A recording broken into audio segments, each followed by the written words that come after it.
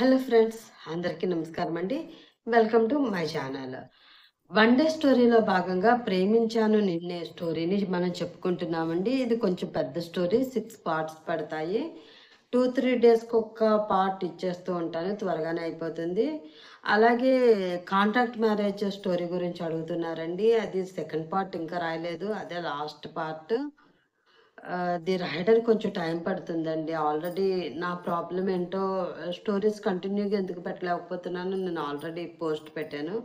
Please అందరూ support చేయండి. త్వరలోనే ఆ స్టోరీ లాస్ట్ పార్ట్ పెట్టేస్తాను. కొంచెం బిజీ వర్క్ ఉండడం వల్ల పెట్టడం కుదరడం లేదు. ఇంకా ఈ స్టోరీలోకి వెళ్ళిపోదాం. అయినా నీ కంటికి మా మమ్మీ ఎలా కనిపిస్తుంది? ఏదైనా అవసరం ఉంటే డాడీని అడిగి డబ్బులు తీసుకుంటుంది కానీ, నువ్వు దాచుకున్న నీ ముష్టి డబ్బు తనెందుకు తీసుకుంటుంది? అని చిరాగ్గా అవనిని చూస్తూ అడిగింది వైశాలి. అప్పుడే అటుగా వెళుతున్న సుబ్బారావు వైశాలి మాటలు విని అక్కడికి వచ్చి, అవని మొహం చూసేసరికి ఆమె చెంపపై సరళ చేతి వేళ్ల గుర్తులు ఎర్రగా కందిపోయి కనిపించాయి.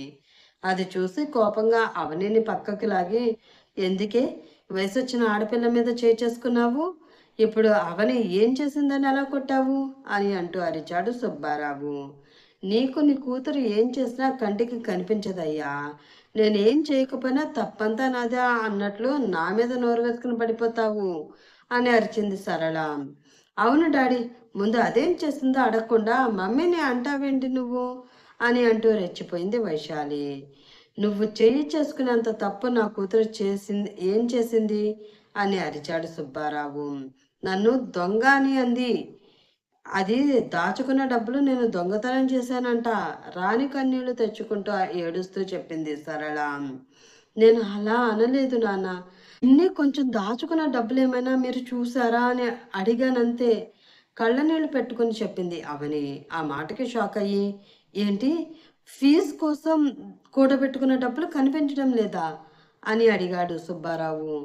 అయ్యో డాడీ, అది చెప్పడం బాగుంది, మీరు రియాక్ట్ అవ్వడం అంతకన్నా బాగుంది. అయినా అది పప్పు అమ్ముకుని ఇంట్లో వంట చేసుకుని ఎంత సంపాదిస్తుందేంటి? ఫీజు కట్టే అంత డబ్బు కూడబెట్టడానికి? మీ దగ్గర డబ్బులు ఎలాగైనా లాగడానికి అదేదో నాటకాలు ఆడుతుంది. అది నిజం అనుకుని మీరు మా మీద ఎగురుతున్నారు అసహించుకున్నట్లు అవనిని చూస్తూ అంది వైశాలి. నోర్ముయ్ వైశాలి, నువ్వు కూడా రాను రాను మీ అమ్మలాగా తయారవుతున్నావు. నీకు కాలేజీ టైం అవుతున్నట్లుంది, నువ్వెళ్ళు, ఈ సంగతి మేం చూసుకుంటాము అని ఆమెపై అరిచాడు సుబ్బారావు. దాంతో విసురుగా కాళ్ళని నేలకేసి కొడుతూ తన కాలేజీ బ్యాగ్ తీసుకుని బయటకు వెళ్ళిపోయింది వైశాలి. అది చూసి, నన్ను దొంగ అని అనడమే కాకుండా నా కూతుర్ని కూడా బాధ పెట్టారు. అసలు మీ తండ్రి కూతుళ్లకు మనసంటూ ఉందా అని అంది సరళ. మాకు మనసు ఉందో లేదో తర్వాత ఆలోచిద్దాం. ముందు అవని అడిగిన దానికి సమాధానం చెప్పు. తను దాచుకున్న డబ్బులు నువ్వేమైనా చూసావా అని అడిగాడు సుబ్బారావు. అదిగో అదిగో, మీరు కూడా అదే మాట అంటున్నారు. అయినా దాని డబ్బులు నేనెందుకు తీస్తానయ్యా? పుట్టగానే తల్లిని మింగేసిన నష్టజాతకురాలది. దాని డబ్బులు తీస్తే నాకేమో ఏమైపోతుందో ఏమో అన్న భయంతో అయినా నేను వాటికి దూరంగా ఉంటాను కదా అని అంది సరళ. ఆ మాట సూదిలా అవని గుండెల్లో దిగడంతో, నేనే ఎక్కడో పెట్టి మర్చిపోయి ఉంటాను. నన్ను క్షమించండి పిన్ని. మీరు చూసి ఉండర్లే అని బాధను నేను గొంతుతో చెప్పి ఏడుస్తూ అక్కడి నుంచి వెళ్ళిపోయింది అవని. అది చూసి, ఇన్నాళ్ళు నువ్వు మనిషివే కదా, ఏదో ఒక రోజు మారతావులే అని అనుకున్నానే. కానీ ఈరోజు నీ ప్రవర్తన చూస్తూ ఉంటే అసలు నువ్వు మనిషివేనా అన్న అనుమానం వస్తుంది. చిచ్చి అని చేతురించుకుని అక్కడి నుంచి వెళ్ళిపోయాడు సుబ్బారావు. వెళుతున్న అతన్ని చూసి మూతి తిప్పి, తిడితే తిట్టావు కానీ ఆ డబ్బుల విషయమైతే వదిలేశావు, నాకు అదే చాలు అని అనుకుంటూ అప్పటి వరకు కష్టపడి పెట్టుకున్న కన్నీళ్లు తుడుచుకుని అక్కడి నుంచి తన గదిలోకి వెళ్ళిపోయింది సరళ. వంటగది మొత్తం డబ్బుల కోసం వెతికి అవి ఎక్కడా దొరకపోవడంతో దిగులుగా అన్నపూర్ణమ్మ గారి ఇంటికి బయలుదేరింది అవని. ఆమె గుండెల్లో ఏదో తెలియని బాధ. బాగా చదువుకుని జాబ్ చేసి తన కాళ్ళ మీద తాను నిలబడాలి అని ఆశపడిన అవని ఆశకి అడ్డుగా నిలిచింది సరళ. తన భర్త సంపాదనతో ఇద్దరు చదువుకోవడం కుదరదు అని, తన కూతురి చదువుని మానిపిస్తే తను చచ్చిపోతానని బెదిరించి మరి అవని చదువు మానిపించింది ఆమె. దాంతో అవని చిన్న చిన్న పనులు చేసుకుంటూ ప్రైవేటుగా తన చదువు కొనసాగించింది. ఇప్పుడు అలా చదువుకోవడానికి కూడా వీలు లేకుండా తన దాచుకున్న డబ్బులు కనబడకపోవడంతో గుండెల్లో దాచుకున్న కన్నీటి తడి కళ్ళల్లో చేరి ఆమె వెళ్ళే దారిని మసకబారుస్తూ ఉన్నాయి. ఆ దారి కనబడనిది ప్రస్తుతానికైనా, లేక జీవితంలో తన ముందడుగు వేయడానికి అసలు దారే ఉండదా అని అర్థం కాని స్థితిలో అన్నపూర్ణమ్మ గారింటికి చేరుకుంది ఆమె. ఆమె రావడం చూసి, త్వరగా రండమ్మా, ఈరోజు అన్నపూర్ణమ్మ గారు ఎందుకో చాలా దిగులుగా ఉన్నారు. అసలు తను గది దాటి బయటికి రావడం లేదు అని అంటూ ఎదురు వచ్చి చెప్పింది బంగారమ్మ. అవునా? ఎందుకు? ఏమైంది బామ్మకి? ఎప్పుడూ అలా చేయరు కదా అని అయోమయంగా అడిగింది అవని. ఏమోనమ్మా, అదే మాకు తెలియడం లేదు. మేమెంత పిలిచినా ఆవిడ గది దాటి బయటికి రావడం లేదు. పొద్దుటి నుంచి కాఫీ నీళ్లు కూడా తాగలేదు. తాతగారు కూడా బాధగా కూర్చునున్నారమ్మా అని అంది బంగారమ్మ. సరే, నేను వెళ్ళి చూసి వస్తాను అని చెప్పి కంగారుగా ఆమె గది వైపు అడుగులు వేసింది అవని. టిఫిన్ చేయడం అవడంతో శేఖర్ని లాన్లోకి తీసుకువెళ్ళి జరిగిందంతా వివరించి చెప్పాడు కేశవమూర్తి. అతను చెప్పిందంతా విని కడుపు చెక్కలయ్యేలా పొట్ట పట్టుకుని మరీ నవ్వుతూ ఉన్నాడు శేఖర్. అతను ఉక్రోషంగా చూస్తూ, నవ్వరా నవ్వు, ఇప్పుడు నువ్వు నన్ను చూసి నవ్వుతున్నావు. రేపు గనక ఆ పిల్లతో నీకు నిజంగా పెళ్లి జరిగితే అప్పుడు మేమందరం నిన్ను చూసి నవ్వుతాము అని అన్నాడు కేశవమూర్తి.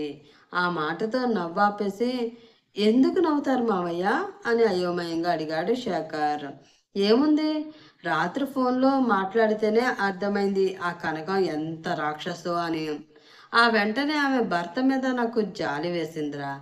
ఆ తర్వాత తల్లే ఈ రేంజ్లో ఉంటే ఇంకా ఆ పిల్లకి కూడా ఎంతో కొంత తల్లి పొలికలు వచ్చుంటాయి కదా. సో తల్లిని మించిన రాక్షసత్వం ఆ పిల్లలో కూడా ఉంటుంది. ఆ లెక్కను చూసుకుంటే నువ్వు ఆ పిల్ల మెడలో తాళి కట్టి ఆ పిల్లని నీ మెడకి కట్టుకున్నావే అనుకో, ఆమె రాక్షసత్వానికి కొంచెం శాడిజం తగిలించి నీ మీద ప్రయోగించింది అనుకో, అప్పుడు నీ బ్రతుకు తలుచుకుంటుంటే నవ్వుతో పాటు జాలు కూడా వేస్తుందిరా అల్లుడు అని వెటకారంగా అతను వెన్ను నిమురుతూ ఏడుస్తున్నట్లు యాక్షన్ చేస్తూ అన్నాడు కేశవమూర్తి. ఆ మాటకి చిన్నగా నవ్వి, తను నా జీవితంలోకి రావాలే కానీ తను రాక్షసి అయినా రక్తం పీల్చే పిశాసి అయినా ఆనందంగా తనని నా జీవితంలోకి ఆహ్వానిస్తాను మామయ్య అని ఫీల్ అవుతూ చెప్పాడు శేఖరం. అతను వింతగా చూసి, అబ్బో, వీడి పీకల్లోతు మునిగిపోయాడు కదా. వీడి ప్రేమ కథలో దేవుడు ఎలాంటి ట్విస్ట్ పెడతాడో ఏంటో అని అనుకున్నాడు కేశవమూర్తి. తన రూమ్ బాల్కనీ నుండి వారిద్దరూ మాట్లాడుకోవడం చూసిన భవాని, ఈ మధ్యన వీళ్ళిద్దరికి బాగా రహస్యాలు ఎక్కువైపోయాయి. ఇంత రహస్యంగా వీళ్ళు ఏం మాట్లాడుకుంటున్నారో ఏంటో అని అనుకుంటూ ఆలోచనలో పడింది. అన్నపూర్ణమ్మ దిగులుగా గదిలో కూర్చుంది. తాము ఎంత పిలిచినా బయటికి రావట్లేదని బంగారమ్మ చెప్పడంతో, సరే నేను చూసి వస్తాను అని ఆమె గది వైపు వెళుతుంది అవని. ఆ గదిలో బెడ్ రెస్ట్కి అనుకుని దిగులుగా కూర్చుని ఉంది అన్నపూర్ణమ్మ. ఆమె తడికన్నులు చూసిన అవని మనసు బాధగా మూలిగింది. అదే గదిలో ఉన్న పడక కుర్చీలో కూర్చుని పైన ఉన్న సీలింగ్ వైపు చూస్తూ ఏదో ఆలోచిస్తూ ఉన్నాడు చంద్రకాంత్. అతని మనసులో కూడా బాధ క్లియర్గా తెలుస్తూ ఉండడంతో, ఏంటి ఎప్పుడూ లేనిది బామ్మ తాతయ్య గారు ఇలా ఉన్నారు, ఏమైంది అని అనుమానంగా వాళ్ళని చూస్తూ అన్నపూర్ణమ్మ దగ్గరికి వెళ్ళి ఆమె పక్కనే కూర్చుని, ఎప్పుడూ ఎదుటి వాళ్ళ మీద నోరు వేసుకుని అరిచేయి మా బామ్మకి ఇలా చిన్నపిల్లలా ఏడవడం కూడా వచ్చా అని అడిగింది ఆమె.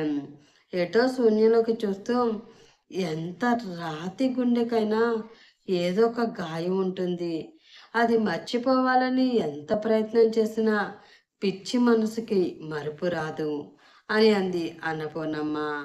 ఆమె మాటల్లో ఏదో తెలియని బాధ కనిపిస్తూ ఉండడంతో, అంత గుచ్చుతున్న గాయం ఏంటి బామ్మ, ఆ గాయానికి మందు వేసే మార్గమే లేదా అని అడిగింది అవని. కొన్ని కొన్ని గాయాలకి ఏం మందు ఉండదు అవని.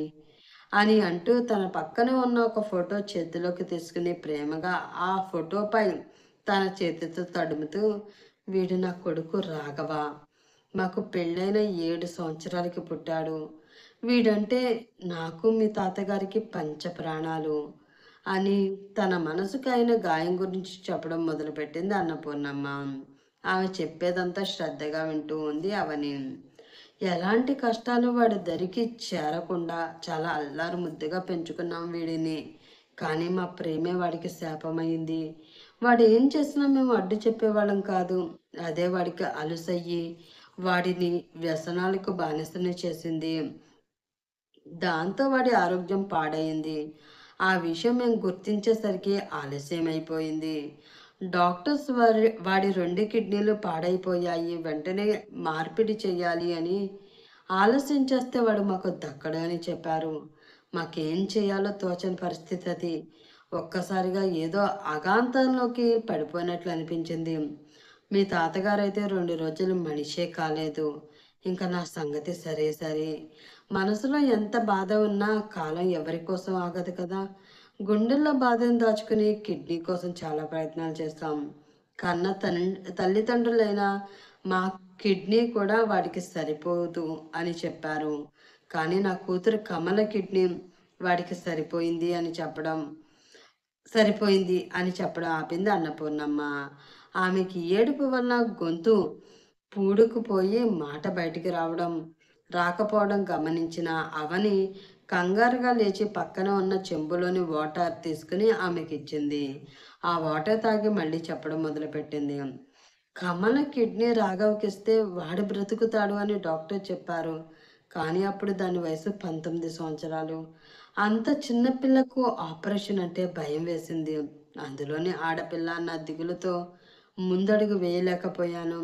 మీ తాతగారు ఏ ఏమీ కాదు అని చెప్పినా నేను సాహసం చేయలేకపోయాను. పిల్లలకి అమ్మే ధైర్యం అంటారు. అలాంటి అమ్మే భయపడడంతో చిన్నపిల్ల ఇంకా భయపడిపోయింది.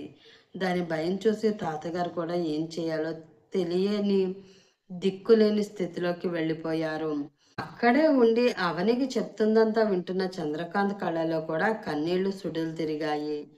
ఆసరాగా ఉంటాడు అనుకున్న కొడుకు ఆయువుతో పోరాడుతూ ఉన్న క్షణాలను తలుచుకుని అతని మనసు మౌనంగా రోదిస్తూ ఉంది.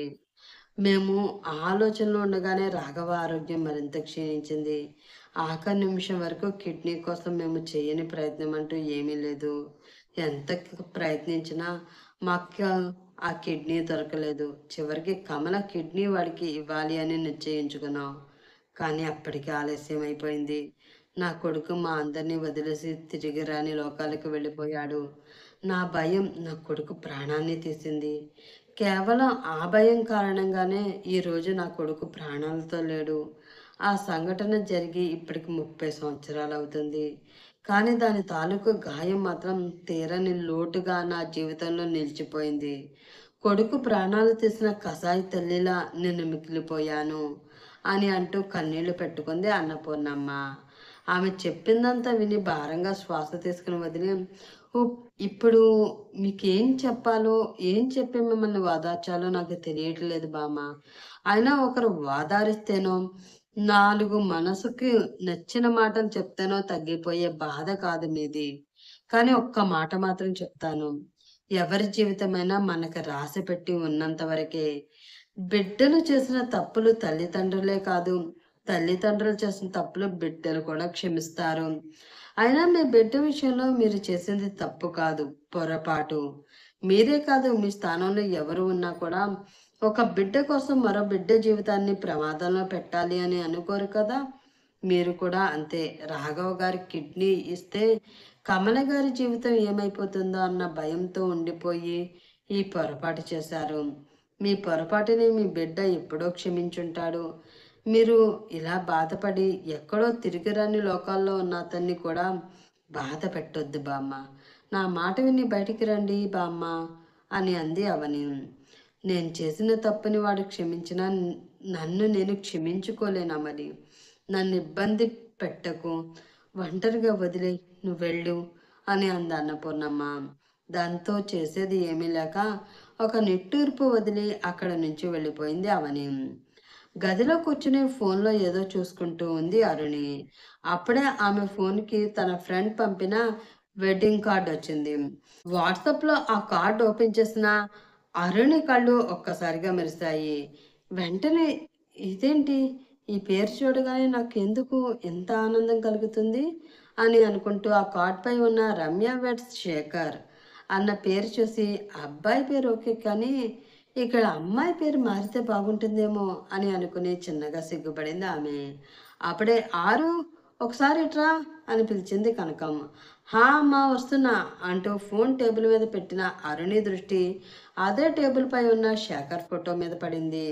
దాంతో అప్రయత్నంగానే ఆ ఫోటోని చేతిలోకి తీసుకొని చూస్తూ ఉంది ఆమె. లైట్గా ఉన్న గడ్డంతో, షార్ప్ అయిన కంటి చూపుతో నవ్వుతూ ఉన్న శేఖర్ ఫోటోని చూస్తూ ఉన్న ఆమెకి శేఖర్ తనతో మాట్లాడిన కొన్ని మాటలు గుర్తొచ్చాయి. దాంతో మళ్ళీ అతని గురించి ఆలోచిస్తూ ఉండిపోయింది ఆమె. వంటగదిలో హడావిడిగా వంట చేస్తూ ఉంది అవని. ఆమెను విచిత్రంగా చూసి, ఏంటమ్మా ఇది, అక్కడ వాళ్ళిద్దరూ ఏమీ తినకుండా కనీసం పచ్చి మంచినీళ్ళు కూడా ముట్టుకోకుండా దీక్ష చేస్తూ ఉంటే మీరేమో ఇన్ని రకాల వంటలు చేస్తున్నారు, ఇవన్నీ ఎందుకమ్మా అని అడిగింది బంగారమ్మ. అదంతా తర్వాత చెప్తాను కానీ బంగారం, ముందు నేను చేసినవన్నీ పైన ఆ కబోర్డ్లో కనిపిస్తున్న వెండి పళ్ళెం ఉంటుంది, అది తీసి అందులో కొంచెం కొంచెం పెట్టు అని ఆర్డర్ వేసింది అవని. దాంతో తలగొక్కుంటూ ఆమెని చూస్తూ, రోజు వాళ్ళ పిన్ని పెట్టే కష్టాలు బాధలకి అవని అమ్మకి కొంచెం మతి చెల్లించినట్లుంది అని మనసులో అనుకుని ఆమె చెప్పినట్లే వెండి పళ్ళెం తీసి అది శుభ్రంగా కడిగి అందులో అవని చేసిన పరమాన్నం, పులిహోర, గారెలు, రవ్వ లడ్డు, కొబ్బరన్నం కొంచెం కొంచెం పెట్టింది బంగారమ్మ. ఆమె పెట్టిన పళ్ళెం వైపు ఒకసారి చూసి, అన్నీ పెట్టావు కానీ అసలైన అన్నం పెట్టలేదేంటే అని చిన్నగా ఆమె తల మీద ముట్టి, ఆ పళ్ళెంలో ఒక పక్కగా అన్నం, ముద్దపప్పు, ఆవకాయ, అందులో కొంచెం నెయ్యి పోసి ఒక్కసారి ఆ పళ్ళెం వైపు చూసి, ఇప్పుడు పర్ఫెక్ట్ అని అనుకుని ఆ పళ్ళెం పట్టుకుని అన్నపూర్ణమ్మ గది వైపు వెళుతూ ఉండగా ఆ ఇంటి కాలింగ్ బెల్ మోగింది. దాంతో పళ్ళెం అక్కడే ఉన్న టేబుల్పై పెట్టి డోర్ తీయడానికి వెళ్ళింది అవని. ఆమె ఏం చేస్తుందా అని ఆమె వెనకే వచ్చిన బంగారమ్మ టేబుల్పై పళ్ళెం పెట్టి గుమ్మం వైపు వెళుతున్న అవనిని చూసి, సీరియల్ మంచి రసపట్లో ఉన్నప్పుడు ఛానల్ వాడి యాడ్ వేసినట్లు ఇప్పుడు ఎవడొచ్చాడు రా బాబు అని మనసులో అనుకుంటూ అసహనంగా ఫీల్ అవుతూ అటువైపు చూస్తూ ఉంది. తన నడుముకి కట్టుకున్న చున్నీ తీసి పైన వేసుకునే ప్రయత్నంలో ఒక సైడ్ వేసుకుని మరో సైడ్ వేసుకుంటూ తలుపు తీసిన అవని బయట ఉన్న పిశాచి రూపం చూసి భయపడి ఆ అని గట్టిగా అరుస్తూ వెనక్కి అడుగు వేసి పడబోయింది. ఆమె భయపడడం చూసి తన వేసుకున్న మాస్క్ తీసి పడిపోతూ ఉన్న అవని నడుం చుట్టూ చేతిని వేసి ఆపి పట్టుకున్నాడు రాహుల్. తలుపు తీసే క్రమంలో చున్నీని సరిగ్గా వేసుకోబోయి మొహం మీద వేసుకుంది అవని. ఆ చున్నీ ఆమె మొహం మొత్తం కవర్ చేయగా ఆమె మొహంలో కళ్ళు మాత్రమే అతనికి కనిపించాయి. పాలమేగుడ లాంటి తెల్లటి ముఖఛాయకి నల్లటి గుండ్రంగా ఉన్న కళ్ళు ఎంతో అందాన్ని తెచ్చిపెట్టాయి. ఆమె విశాలమైన కనురెప్పలు తీర్చిదిద్దినట్లున్న కనుపాపలను చూసిన రాహుల్ గుండె లయ తప్పింది. తనని పట్టుకున్న వ్యక్తిని ఎక్కడో చూసినట్లు అనిపించడంతో అతని కళ్ళలోకి కళ్ళు పెట్టి పరీక్షగా చూస్తూ అలా ఉండిపోయింది అవని. ఏదో తెలియని తన్మయత్వంతో తన చేతితో ఆమె మొహం మీద ఉన్న చున్నీ పట్టుకుని మెల్లిగా కిందకి లాగుతూ ఉన్నాడు రాహుల్.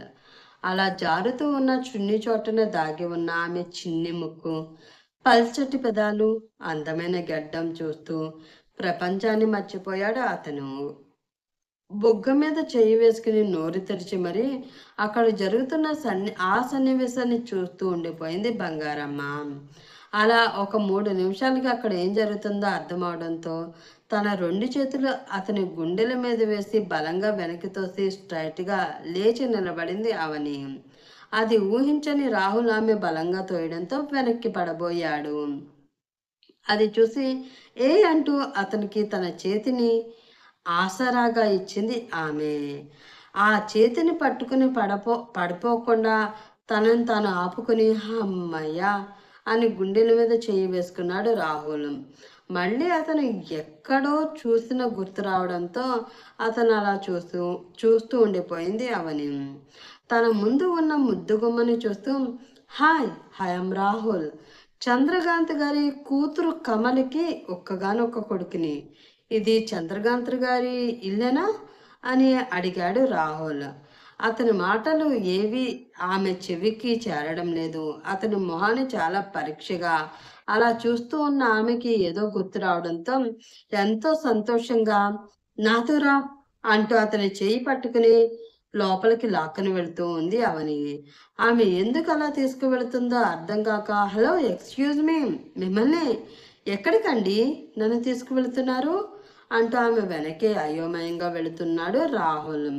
అయోమయంగా వారి వెనకే పరుగు పెట్టింది బంగారమ్మ. అలా అతన్ని తీసుకువెళ్ళి అన్నపూర్ణమ్మ ముందు నిలబెట్టి బామ్మ అని పిలిచింది అవని. ఆమె పిలుపుకి చిరాకు వచ్చి, నీకు చెప్పాను కదా అవని, నన్ను ఒంటరిగా వదిలేయమని.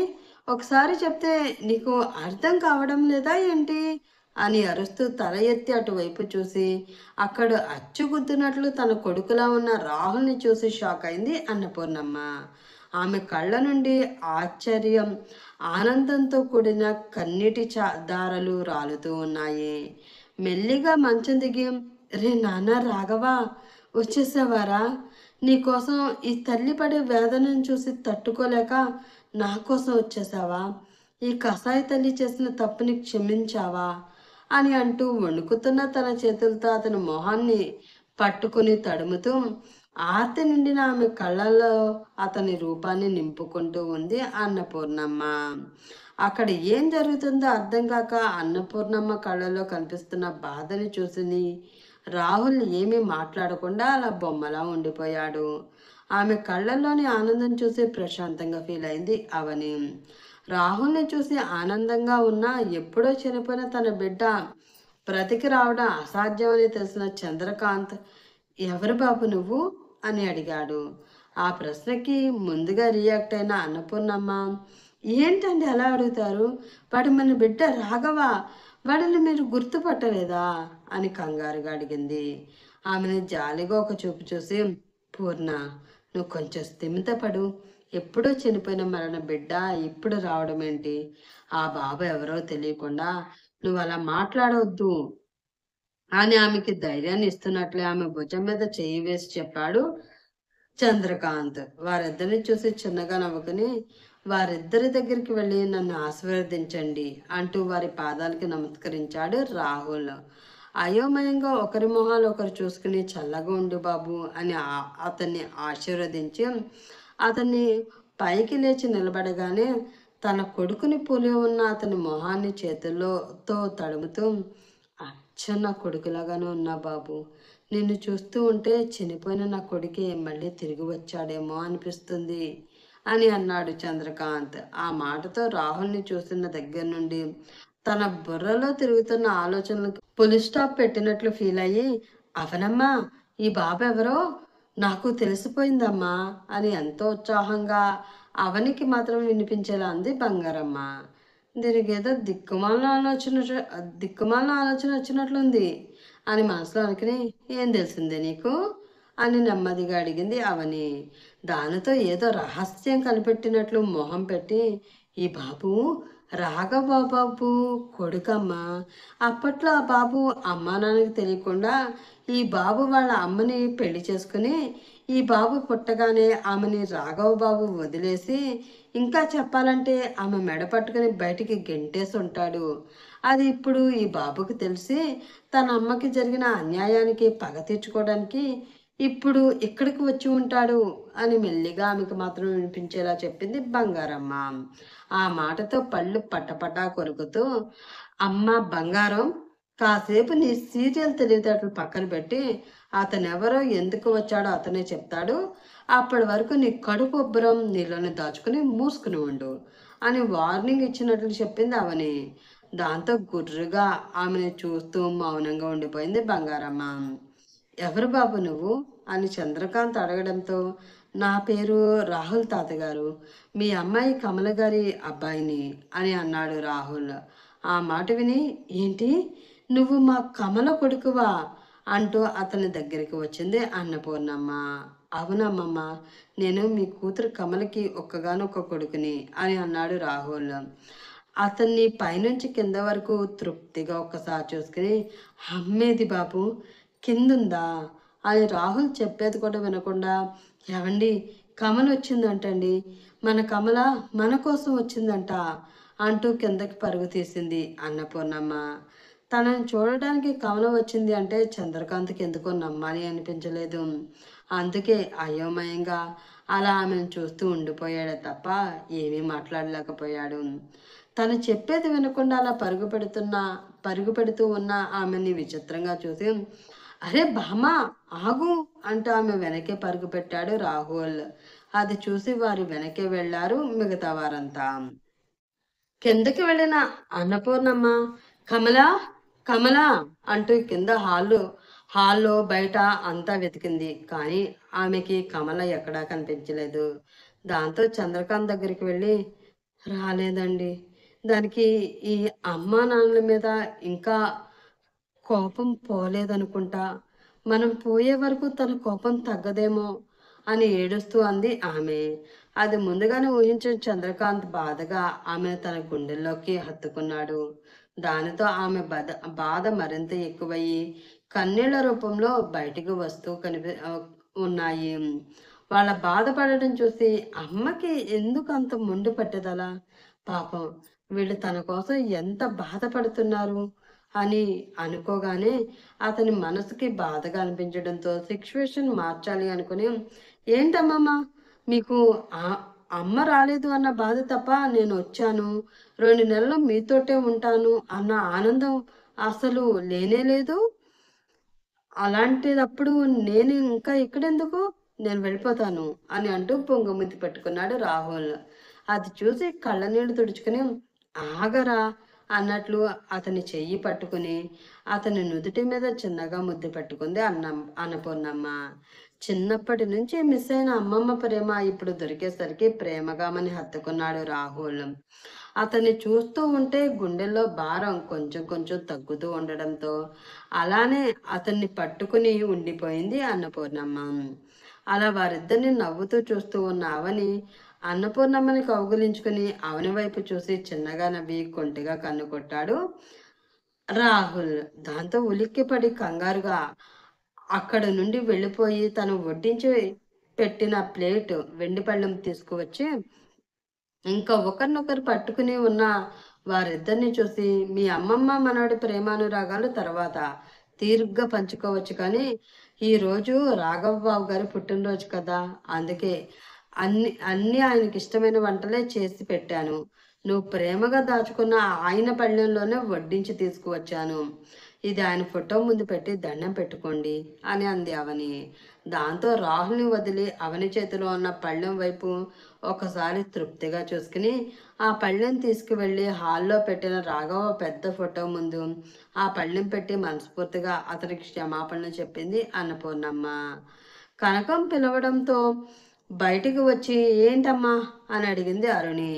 ఆమెను చూసి, ఆరు, త్వరగా ఈ కూరగాయలు కోసివ్వు, అవతల పొలం పనులకి చేయడానికి మనుషులు వచ్చారు అని మీ నాన్నగారు కంగారు పడుతున్నారు. త్వరగా వంట చేస్తే ఒక ముద్ద తినేసి వెళతారు, లేదంటే తిండి చేసి రాకుండా ఆ పనిలోనే మునిగిపోతాడు మహానుభావుడు అని హడావిడిగా అంది కనకం. ఆమె హడావిడి చూసి, అమ్మా, నీకు నాన్న మీద చెప్పలేనంత ప్రేమ ఉంది. ఆ ప్రేమను మరి ఇంత కఠినంగా కాకుండా కొంచెం సున్నితంగా చూపిస్తే బాగుంటుందేమో అని అంది అరుణి. ఏడ్చావులే, నేను ఎలా చూపించినా నా ప్రేమ మీ నాన్నగారికి అర్థమవుతుంది, కానీ ముందు నువ్వు పని కాని అని అంది కనకం. దాంతో కూరగాయల వైపు జాలిగా చూసి, మన కడుపు నింపుకోవడం కోసం పాపం వీటి ప్రాణం తీసేస్తున్నాం అంటూ వాటిని జాలిగా చూస్తూ వాటిని కోయడానికి డైనింగ్ టేబుల్ దగ్గర కూర్చుని చాకు చేతిలోకి తీసుకుంది అరుణి. అవి మొక్కల నుండి వేరు చేస్తున్నప్పుడే వాటి ప్రాణాన్ని అవి వదిలేశాయి, కానీ రేపు పెళ్ళయ్యాక కూడా ఇలానే తిక్కగా మాట్లాడి చేసుకునే వాడిని కూడు పెట్టకుండా మార్చేసావు అంటే వాడికి జీవితం మీద విరక్తి వచ్చి ఏ సన్యాసంలోనో కలిసిపోతాడు, జాగ్రత్త అని అంటూ కిచెన్లోకి వెళ్ళింది కనకం. నీకు అలాంటి సందేహం వద్దు కనకం. నేను ఎంత ఆలోచిస్తున్నా, ఎంత తిక్కగా మాట్లాడినా శేఖర్ భరిస్తాడు అన్న నమ్మకం నాకుందిలే. నన్ను వదిలి తను వెళ్ళిపోడు అని అనుకుంటున్నా అని అంది అరుణి. ఆ మాట విని ఏంటి అని గట్టిగా అరిచింది కనకం. ఆ అరుపుతో తను ఏమందో గుర్తు తెచ్చుకుని నాలుక ఖర్చుకుంది అరుణి. కిచెన్లో పని వదిలేసి అరుణి దగ్గరికి వచ్చి పరుగున వచ్చి ఏంటి ఆరు నువ్వనేది? అంటే మొన్న వచ్చిన ఆ పెళ్ళికొడుకు నీకు నచ్చాడా?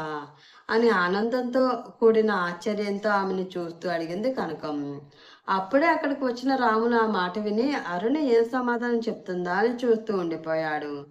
ఆమెతో అతను నచ్చాడు అని డైరెక్ట్‌గా ఎలా చెప్పాలో అర్థం కాక, అమ్మా అది నువ్వు చెప్పిన తర్వాత బాగా ఆలోచించాను. అతను నాతో మాట్లాడిన పద్ధతిని బట్టి అతను మంచివాడు అని అర్థమైంది.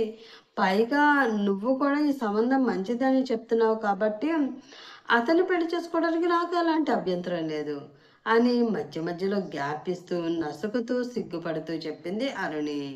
ఆమె సమాధానం చెప్పేంత వరకు నోరు తెరిచి కళ్ళు పెద్దవి చేసి చూసిన కనకం ఆమె చెప్పడం పూర్తవడంతో ఏదో ప్రపంచాన్ని జయించినంత హ్యాపీగా ఫీల్ అవుతూ నా బంగారు తల్లి అంటూ ఆమె నుదుటి మీద చిన్నగా ముద్దు పెట్టుకుని ఈ విషయం వెంటనే పెళ్లి వారికి చెప్పాలి అంటూ ఫోన్ తీసుకుంది.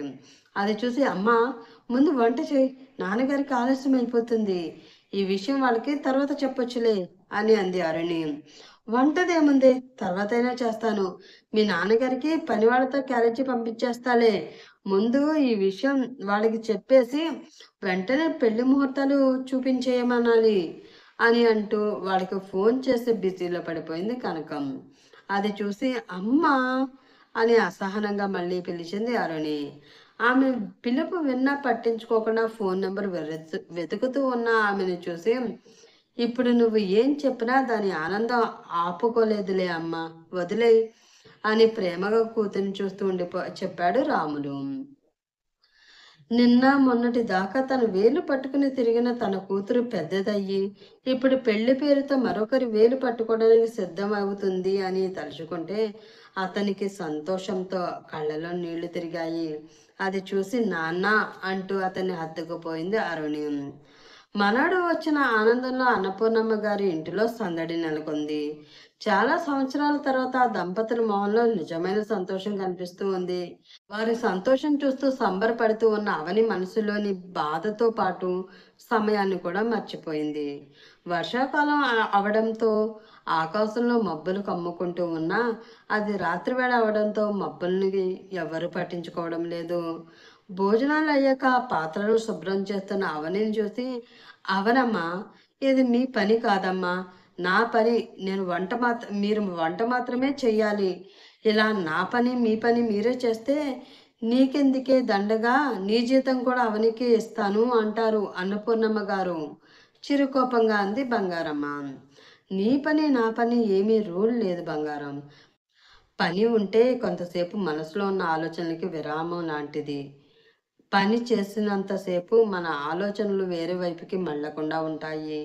అలా ఉంటేనే మనసులోని బాధని కొంతసేపైనా మర్చిపోగలం అని అంది అవని. మీ ఆలోచన తప్పమ్మా. పని మన శరీరానికి వ్యాయామం లాంటిది. అది మనసులోని బాధని తగ్గించలేదు. మనసులోని బాధ తగ్గాలి అంటే మీ మనసుని తెలుసుకుని మీకు తోడుగా ఉండే మరో వ్యక్తి సాంగత్యం మీకు అవసరం అని అంది బంగారమ్మ. ఆ మాటకి చేస్తున్న పని ఆపేసి కళ్ళు చిన్నవి చేసి ఆమె వైపు చూసి ఏంటే ఈ పిచ్చి మాటలు అని అడిగింది అవని. పిచ్చి మాటలు కాదమ్మా, పనికి వచ్చే మాటలు, జీవితానికి అవసరమైన మాటలు అని అంది బంగారమ్మ. అవునా, ఏంటమ్మా మాటలు అని వెటకారంగా అడిగింది అవని. ఎన్ని రోజులని మీరు మీ పిన్ని మాటలు పడుతూ ఆమెను భరిస్తూ ఆ ఇంట్లోనే ఉంటారు చెప్పండి. ఎవరైనా మంచివాడిని, ముఖ్యంగా మిమ్మల్ని మహారాణిలా మనసులో పెట్టుకుని చూసేవాడిని చూసి పెళ్లి చేసుకుని హాయిగా అతని చేయి పట్టుకుని అతనితో వెళ్ళిపోండి అని అంది బంగారమ్మ. భారంగా శ్వాస తీసుకుని వదిలి నువ్వు నా గురించి అంతా ఆలోచించినందుకు నాకు చాలా సంతోషంగా ఉంది బంగారం.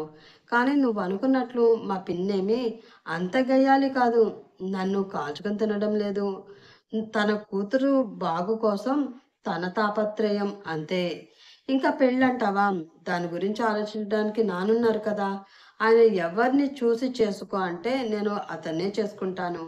అతను నన్ను ఎలా చూసుకునేది ఆల్రెడీ నా రాతలో ఆ దేవుడు రాసే ఉంటాడు కాబట్టి అతను అలా ఉండాలి, ఇలా ఉండాలి అని ఇప్పటి నుంచే కలలు కని తీరా వాటికి తగ్గట్టు అతను లేకపోతే బాధపడవలసి వస్తుంది.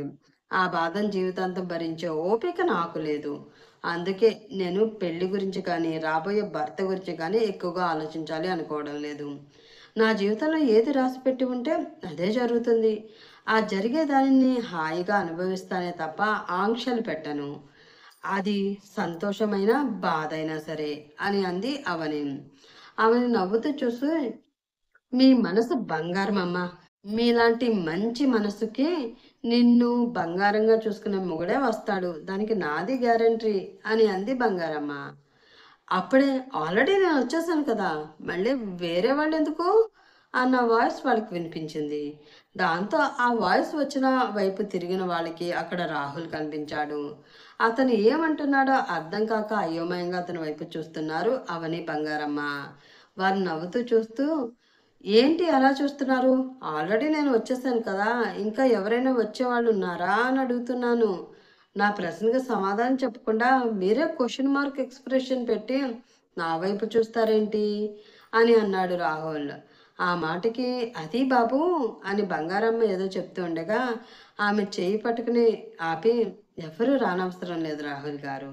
మీరు రావడంతోనే ఈ ఇంటికి సంతోషం వచ్చింది అని అంది అవని.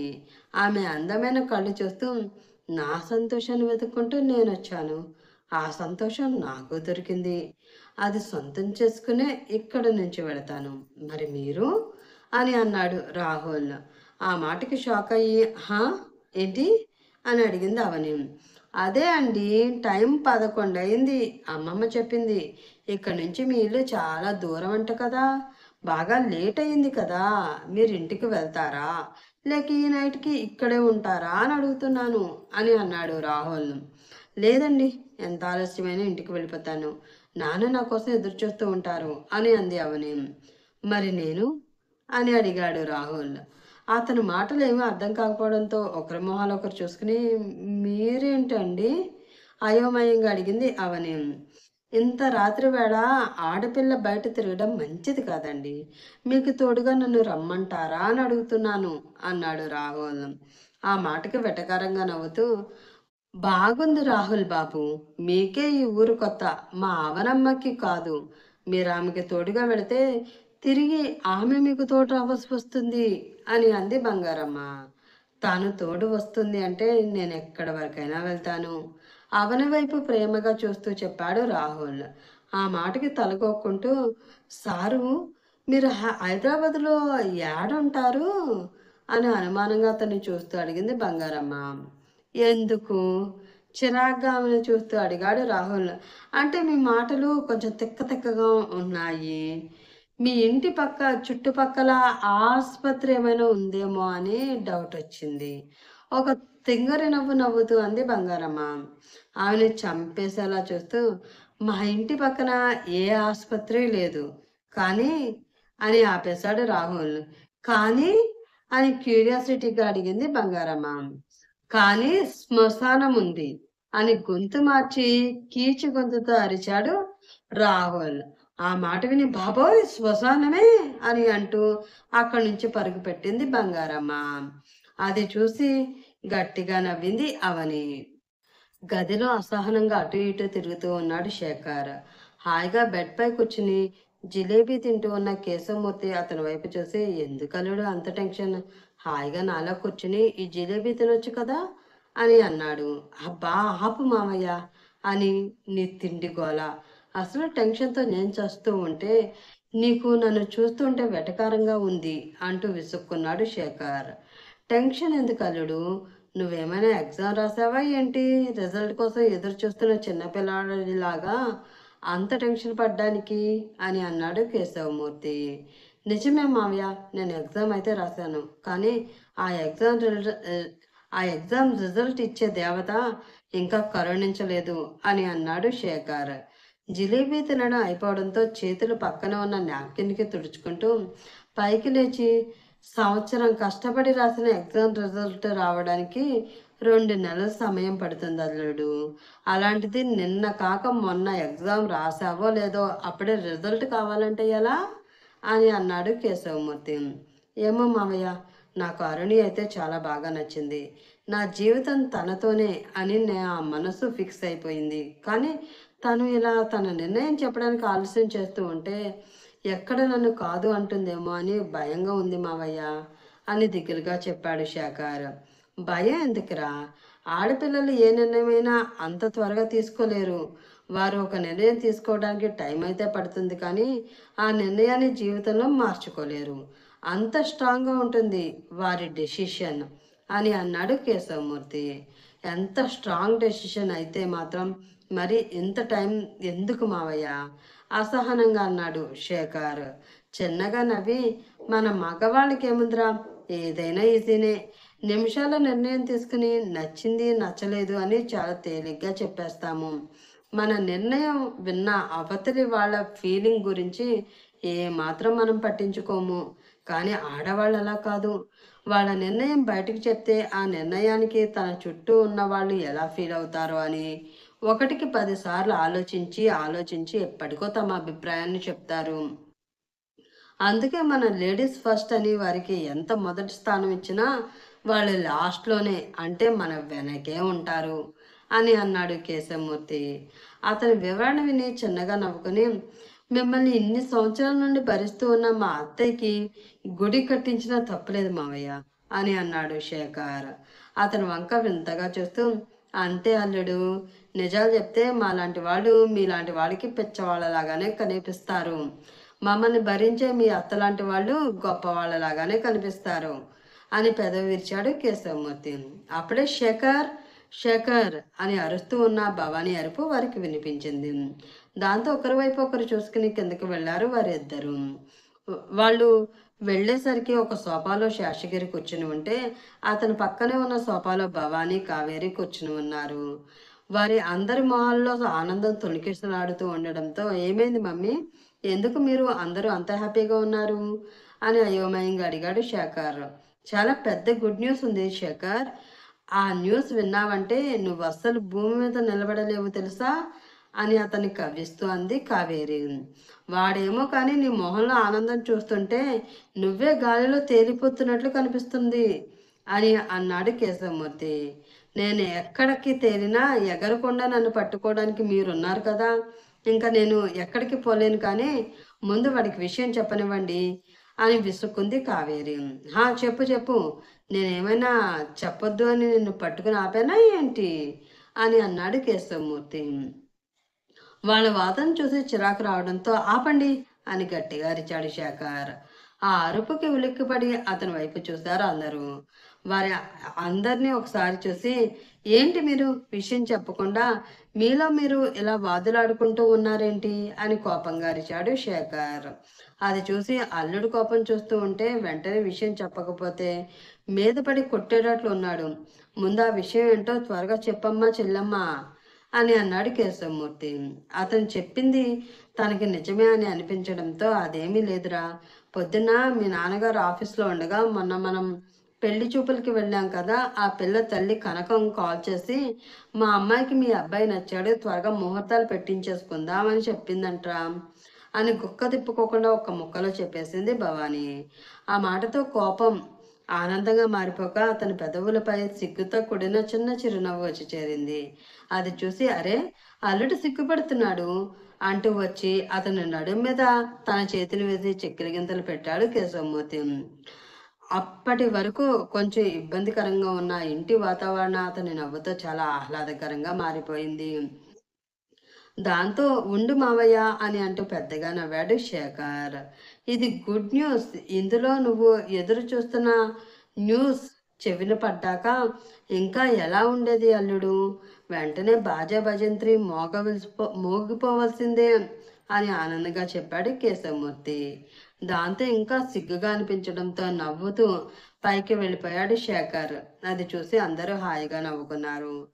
ఆకాశాన్ని అలుముకున్న మేఘాలు చూసి పరవశించిన ప్రకృతి చల్లని పవనాలను సందేశంగా చేసి వాన కబురు అందరికీ తెలియచేస్తూ ఉండగా, నున్నగా వేసిన సిమెంట్ రోడ్డు మీద చీకటిని తరిమేయకుండా వెలుగుతున్న స్ట్రీట్ లైట్స్ వెలుగులో అవని చెయ్యి పట్టుకుని ముందుకు వెళుతూ ఉన్నాడు రాహుల్.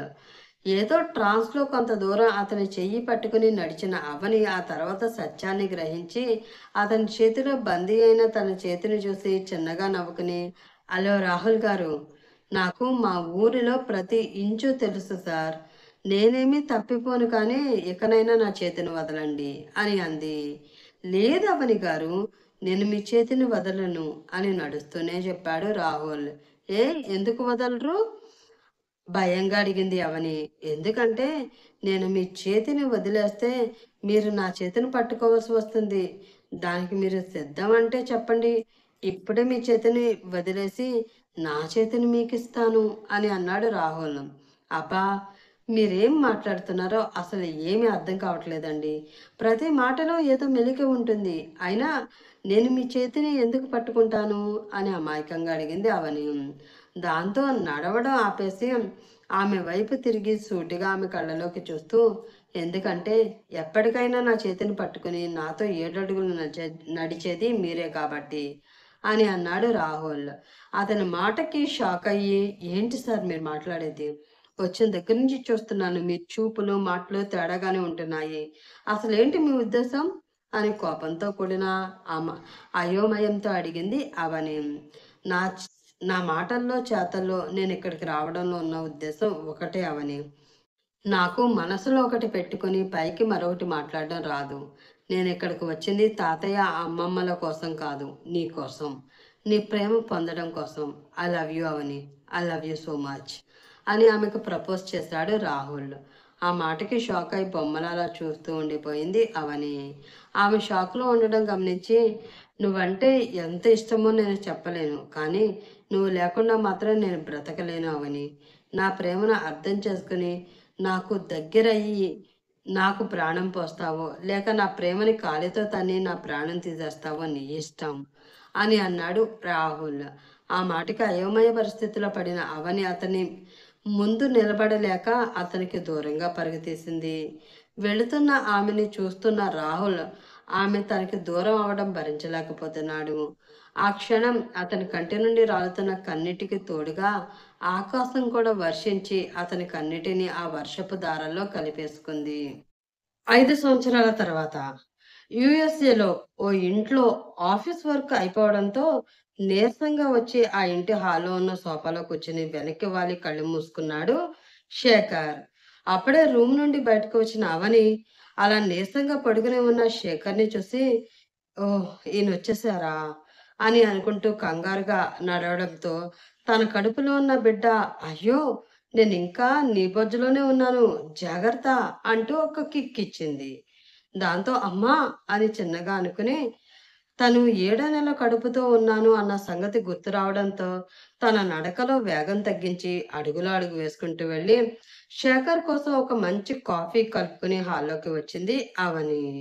ఆ కాఫీ వాసన ముక్కుని తాకగానే ఏదో రిలాక్స్డ్‌గా ఫీలింగ్ రావడంతో కళ్ళు తెరిచి చూసి అక్కడ సింపుల్ చుడిదారిలో మెడలో మంగళసూత్రాలు, నుదుటిన కుంకుమతో కనిపించిన అవనిని చూసి, థ్యాంక్ యూ సో మచ్ అవని. ఎంత టెన్షన్‌లో ఉన్నా నీ చేతి కాఫీ వాసన చూస్తే చాలు, ఆ టెన్షన్ అంతా పోయి మైండ్ రిలాక్స్ అయిపోతుంది తెలుసా అని అంటూ ఆ కాఫీ కప్ తీసుకుని సిప్ చేశాడు అతను. అతని కాంప్లిమెంట్‌కి చిన్న చిరునవ్వు బదులిచ్చి, శేఖర్ గారు అని పిలిచింది అవని. ఆమె పిలుపుకి తలెత్తి ఆమెని చూసి, హా, చెప్పు అవని అన్నాడు శేఖర్.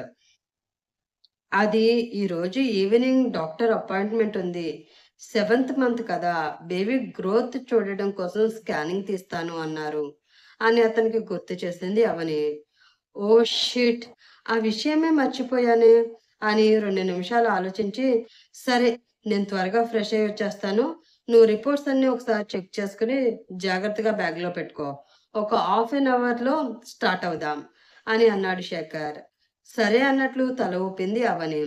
ఒక్కసారి ఎలాంటి ఎక్స్‌ప్రెషన్ లేకుండా నిస్సారంగా ఉన్న ఆమె మొహం వైపు చూసి, నాకు తెలుసు అవని. నువ్వు పైకి బాగానే ఉన్నా, నీ మనసులో ఎంత బాధపడుతున్నావు. నీ బాధ తెలిసినా కూడా ఏమీ చేయలేని నిస్సహాయ స్థితిలో ఉన్న నన్ను క్షమించు అని మనసులో అనుకుని భారంగా ఊపిరి తీసుకుని వదిలి గదిలోకి వెళ్ళిపోయాడు శేఖర్. అదే యూఎస్ఏలో మరొక అపార్ట్మెంట్ ముందు ఫాస్ట్‌గా వచ్చి ఆగింది ఒక కార్. నీట్‌గా సూట్ వేసుకుని హ్యాండ్సమ్‌గా ఉన్న ఒక వ్యక్తి ఆ కార్ నుండి దిగి అపార్ట్మెంట్ ఫిఫ్త్ ఫ్లోర్‌లో ఉన్న ఆ ఫ్లాట్ ముందుకు వచ్చి కాలింగ్ బెల్ ప్రెస్ చేశాడు. కానీ ఆ ఫ్లాట్ తలుపులు తెరుచుకోలేదు. అలా 5 నిమిషాలు ప్రెస్ చేస్తూ ఆ తలుపులు తెరుచుకుంటాయి అని ఎదురు చూసిన అతనికి నిరాశ మిగలడంతో తలుపు మీద చేతితో తట్టాడు. ఆ తలుపు లాక్ చేయకపోవడంతో అతను చేతితో తట్టగానే ఆ తలుపు తెరుచుకుంది. అది చూసి ఏంటి వీడు డోర్ లాక్ కూడా చేసుకోకుండా ఏం చేస్తున్నాడు అని అనుకుంటూ లోపలికి వెళ్ళిన అతను ఆ రూమ్‌లో ఉన్న పరిస్థితి చూసి అతనికి మైండ్ బ్లాక్ అయ్యింది. ఒక్క నిమిషం అతనికి అక్కడ ఏం జరుగుతుందో అర్థం కాలేదు. ఏంటిది? నేను చూస్తున్నది రాహుల్‌నేనా? అసలు డ్రింకింగ్ అంటేనే అసహ్యించుకునే వీడు ఏంటి ఇలా తయారయ్యాడు? అని అనుకుంటూ నేల మీద పరుచుకున్న ఖాళీ బీర్ బాటిల్స్‌ని పక్కకు జరుపుతూ, ఎత్తిన బీర్ బాటిల్ తెచ్చకుండా తాగుతూ ఉన్న అతన్ని చూస్తూ కంగారుగా ముందుకు అడుగులు వేసి అతని చేతిలో ఉన్న బాటిల్ లాక్కున్నాడు ఆ వ్యక్తి. ఎవరో తన చేతిలో బాటిల్ లాక్కోవడంతో అటువైపు తిరిగి చూసిన రాహుల్ అక్కడ ఉన్న వ్యక్తిని గుర్తుపట్టడానికే అతనికి 3 నిమిషాలు టైం పట్టింది. అంత మత్తుగా తాగిన రాహుల్‌ని జాలిగా చూస్తూ ఉన్నాడు ఆ వ్యక్తి. కొంచెం సేపటికి అతన్ని పోల్చుకుని, "రేయ్ వివేక్! ఆ బాటిల్ ఇటు ఇవ్వరా?" అని మత్తుగా తడబడుతున్న మాటలతో అడిగాడు రాహుల్. ఏంట్రా ఇది? అసలు నువ్వింతలా డ్రింక్ చేయడం ఏంట్రా? నిన్ను చూస్తూ ఉంటే నాకు ఏం చేయాలో అర్థం కావట్లేదు అని అసహనంగా ఫీలవుతూ అన్నాడు వివేక్. అతని మాటల్ని పట్టించుకోకుండా, ముందు ఆ బాటిల్ ఇవ్వరా? ఇక్కడ ప్రాణం పోతున్నట్లుంది అని బాధగా తన గుండె మీద చేయి వేసుకుని చెప్పాడు రాహుల్. ఎందుకురా? ఇప్పటి వరకు తాగింది సరిపోలేదా నీకు? కోపంగా అడిగాడు వివేక్. లేదురా! సరిపోలేదు. తాగాలి. ఇంకా తాగాలి. నా ఊపిరి ఆగిపోయి గుండెల్లో ఉన్న బాధని మర్చిపోయేంత వరకు తాగాలి అని కళ్ళల్లో చేరిన నీటిని కన్నీటి వలన మసకగా కనిపిస్తున్న వివేక్‌ని చూస్తూ చెప్పాడు రాహుల్. ఎందుకురా ఇలా తయారవుతున్నావు? ఏదో ఒక అమ్మాయి నిన్ను మోసం చేసి వెళ్ళిపోయింది అని నువ్విలా ఇష్టం లేని అలవాట్లు చేసుకొని ఎందుకురా నీ జీవితాన్ని పాడు చేసుకుంటున్నావు? బాధగా అన్నాడు వివేక్. ఆ మాటకి విరక్తిగా నవ్వి, జీవితమా? ఇంకా ఎక్కడుందిరా నా జీవితం? అది ఎప్పుడో నా ఆవని నన్ను వదిలేసి వెళ్ళిపోయినప్పుడే నా జీవితం నాశనమైపోయింది. ప్రస్తుతం చావు కోసం ఎదురుచూస్తున్న నా శరీరం మాత్రమే మిగిలింది అని అన్నాడు రాహుల్. బాగా తాగడం వల్ల అతని మాటలు ముద్ద ముద్దగా వస్తున్నాయి. పిచ్చిగా మాట్లాడకు రాహుల్. ఆమె ఎవరో మోసం చేసి వెళ్ళిపోయింది అని నీకు జీవితమే లేదు అనుకుంటూ ఇలా తాగుతూ ఉంటావా? అయినా ఎవర్రా ఆమె? ఎక్కడో మారుమూల గ్రామంలో పిండి, కిరాణా సరుకులు అమ్ముకుంటూ, వంటలు చేసుకుంటూ బ్రతికే ఆమెని నీ జీవితంలోకి తీసుకువచ్చి మహారాణిలా చూసుకున్నావు. కానీ అది దాని బుద్ధి చూపించి ఎవరితోనో వెళ్ళిపోయింది. అలాంటిది పోతే పోయింది, దరిద్రం వదిలిపోయిందని వదిలేయక, తనని తలుచుకుంటూ పిచ్చివాడివి అయిపోతున్నావు. ఒక్కసారి నిన్ను నువ్వు అద్దంలో చూసుకోరా! ఎలా ఉండేవాడివి ఎలా అయిపోయావో తెలుస్తుందా నీకు? అని కోపంగా, బాధ కలిగిన గొంతుతో అన్నాడు వివేక్. అవని చాలా మంచిదిరా! తనకి నేనంటే ప్రాణం. తను నా అవని. నా అవని అలా చేసిందంటే నేనిప్పటికి కూడా నమ్మలేకపోతున్నానురా! ఆ బాధని మర్చిపోవడానికి ఇది తాగుతూ ప్రపంచాన్ని మర్చిపోతున్నాను కానీ, నా అవనిని మాత్రం మర్చిపోలేకపోతున్నాను. అని తన కంటి నుండి వస్తున్న కన్నీళ్లు తుడుచుకుంటూ చెప్పాడు రాహుల్. అతన్ని ఆ పరిస్థితిలో చూసిన వివేక్ మొహంలో కన్నింగ్ స్మైల్ వచ్చి ఒక్క నిమిషంలో మాయమైంది. అతని మొహాన్ని మళ్ళీ జాలిగా పెట్టి, ఏం చేయాలిరా? ఏం చేసి నీలో ఆమెపై ఉన్న ప్రేమని పోగొట్టాలి? అని అంటూ అక్కడ సోఫాలో కూలబడ్డాడు వివేక్. అతని కాలు మీద చెయ్యి వేసి సోఫాకి ఆనుకుని కూర్చుంటూ, అసలు అవనికి నేనేం తక్కువ చేశానురా? ఎందుకు నన్ను వదిలి వెళ్ళిపోయింది? తన కోసం అమ్మ, నాన్న, ఆస్తిపాస్తులు అయిన వాళ్ళు అందరిని వదిలేసుకుని ఇంత దూరం వచ్చాను. అయినా తనకి నా ప్రేమ తెలియలేదా? అని బాధగా అడిగాడు రాహుల్. జీరబోయిన అతని గొంతు విన్న వివేక్ మనసులో రాక్షసానందం కలిగింది. తప్పు చేసింది నువ్వు కాదురా, ఆ అవని. నా ఆఫర్‌ని కాలుతో తన్ని నన్ను చెంపదెబ్బ కొట్టి అందరి ముందు అవమానించి తప్పు చేసిందది. అందుకే ఆ అవనికి సరైన శిక్ష నేను వేశాను. కానీ అందులో నువ్వు బలయ్యావు. దాని మీద పగ తీర్చుకోవడం కోసం నీ జీవితాన్ని బలిపెట్టక నాకు తప్పలేదు. దానికోసం నువ్వే ఇంతలా అల్లాడిపోతూ ఉంటే, ఏ తప్పు చేయకుండా నీకు దూరమైన అది ఇంకెంత అల్లాడిపోతుందో, ఎంత కుళ్ళి కుళ్ళి ఏడుస్తుందో తలుచుకుంటే నాకు మహదానందంగా ఉంది అని మనసులో అనుకున్నాడు వివేక్. అప్పుడే ఏదో పడినట్లు సౌండ్ రావడంతో ఆలోచన నుండి బయటకు వచ్చి పక్కకు తిరిగి చూసిన అతనికి కింద పడి ఉన్న రాహుల్ కనిపించాడు. చిరాగ్గా అతన్ని చూసి, వేస్ట్ ఫెలో, తాగి తాగి మందు ఎక్కువై పడిపోయినట్లున్నాడు అని అనుకుని తన ఫోన్ తీసుకుని ఎవరికో కాల్ చేశాడు అతను. అవతల వైపు ఉన్న వ్యక్తి కాల్ లిఫ్ట్ చేయగానే, ఇక్కడ ఫ్లాట్‌లో నీ అన్న తాగి పడిపోయాడు. అలానే రూమ్ అంతా వాడి తాగి పడేసిన బాటిల్స్‌తో మిస్ మెస్సీగా ఉంది. త్వరగా ఒక మెయిడ్‌ని తీసుకువచ్చి ఈ సంగతేదో చూడు అని అన్నాడు వివేక్. వస్తున్న కోపాన్ని కంట్రోల్ చేసుకుని, నిన్న మార్నింగ్ ఆఫీస్ అని చెప్పి నువ్వు ఇంటి నుండి బయటికి వెళ్ళావు. ఇప్పటివరకు ఇంటికి రాకుండా ఎక్కడికి వెళ్ళావు? అని అడిగింది రమ్య. చూడు రమ్య డార్లింగ్, మనం ఉన్నది అమెరికా, ఇండియా కాదు. సో నువ్వు ఇంకా ఇండియన్ వైఫ్ లాగానే ప్రవర్తిస్తూ, నిన్న రాత్రి ఎందుకు రాలేదు? మొన్న రాత్రి ఎందుకు రాలేదు? ఎవరితో తిరుగుతున్నావు? నన్ను మోసం చేస్తున్నావా? లాంటి చెత్త ప్రశ్నలు వేయకుండా చెప్పిన పని చెయ్యి. అలాగే ఈ రాత్రి కూడా నేను ఇంటికి రావట్లేదు. పార్టీ ఉంది. బాయ్ అని చెప్పి కాల్ కట్ చేసి పడిపోయిన రాహుల్ వైపు ఒకసారి చూసి కన్నింగా నవ్వుకుంటూ అక్కడి నుంచి వెళ్ళిపోయాడు వివేక్.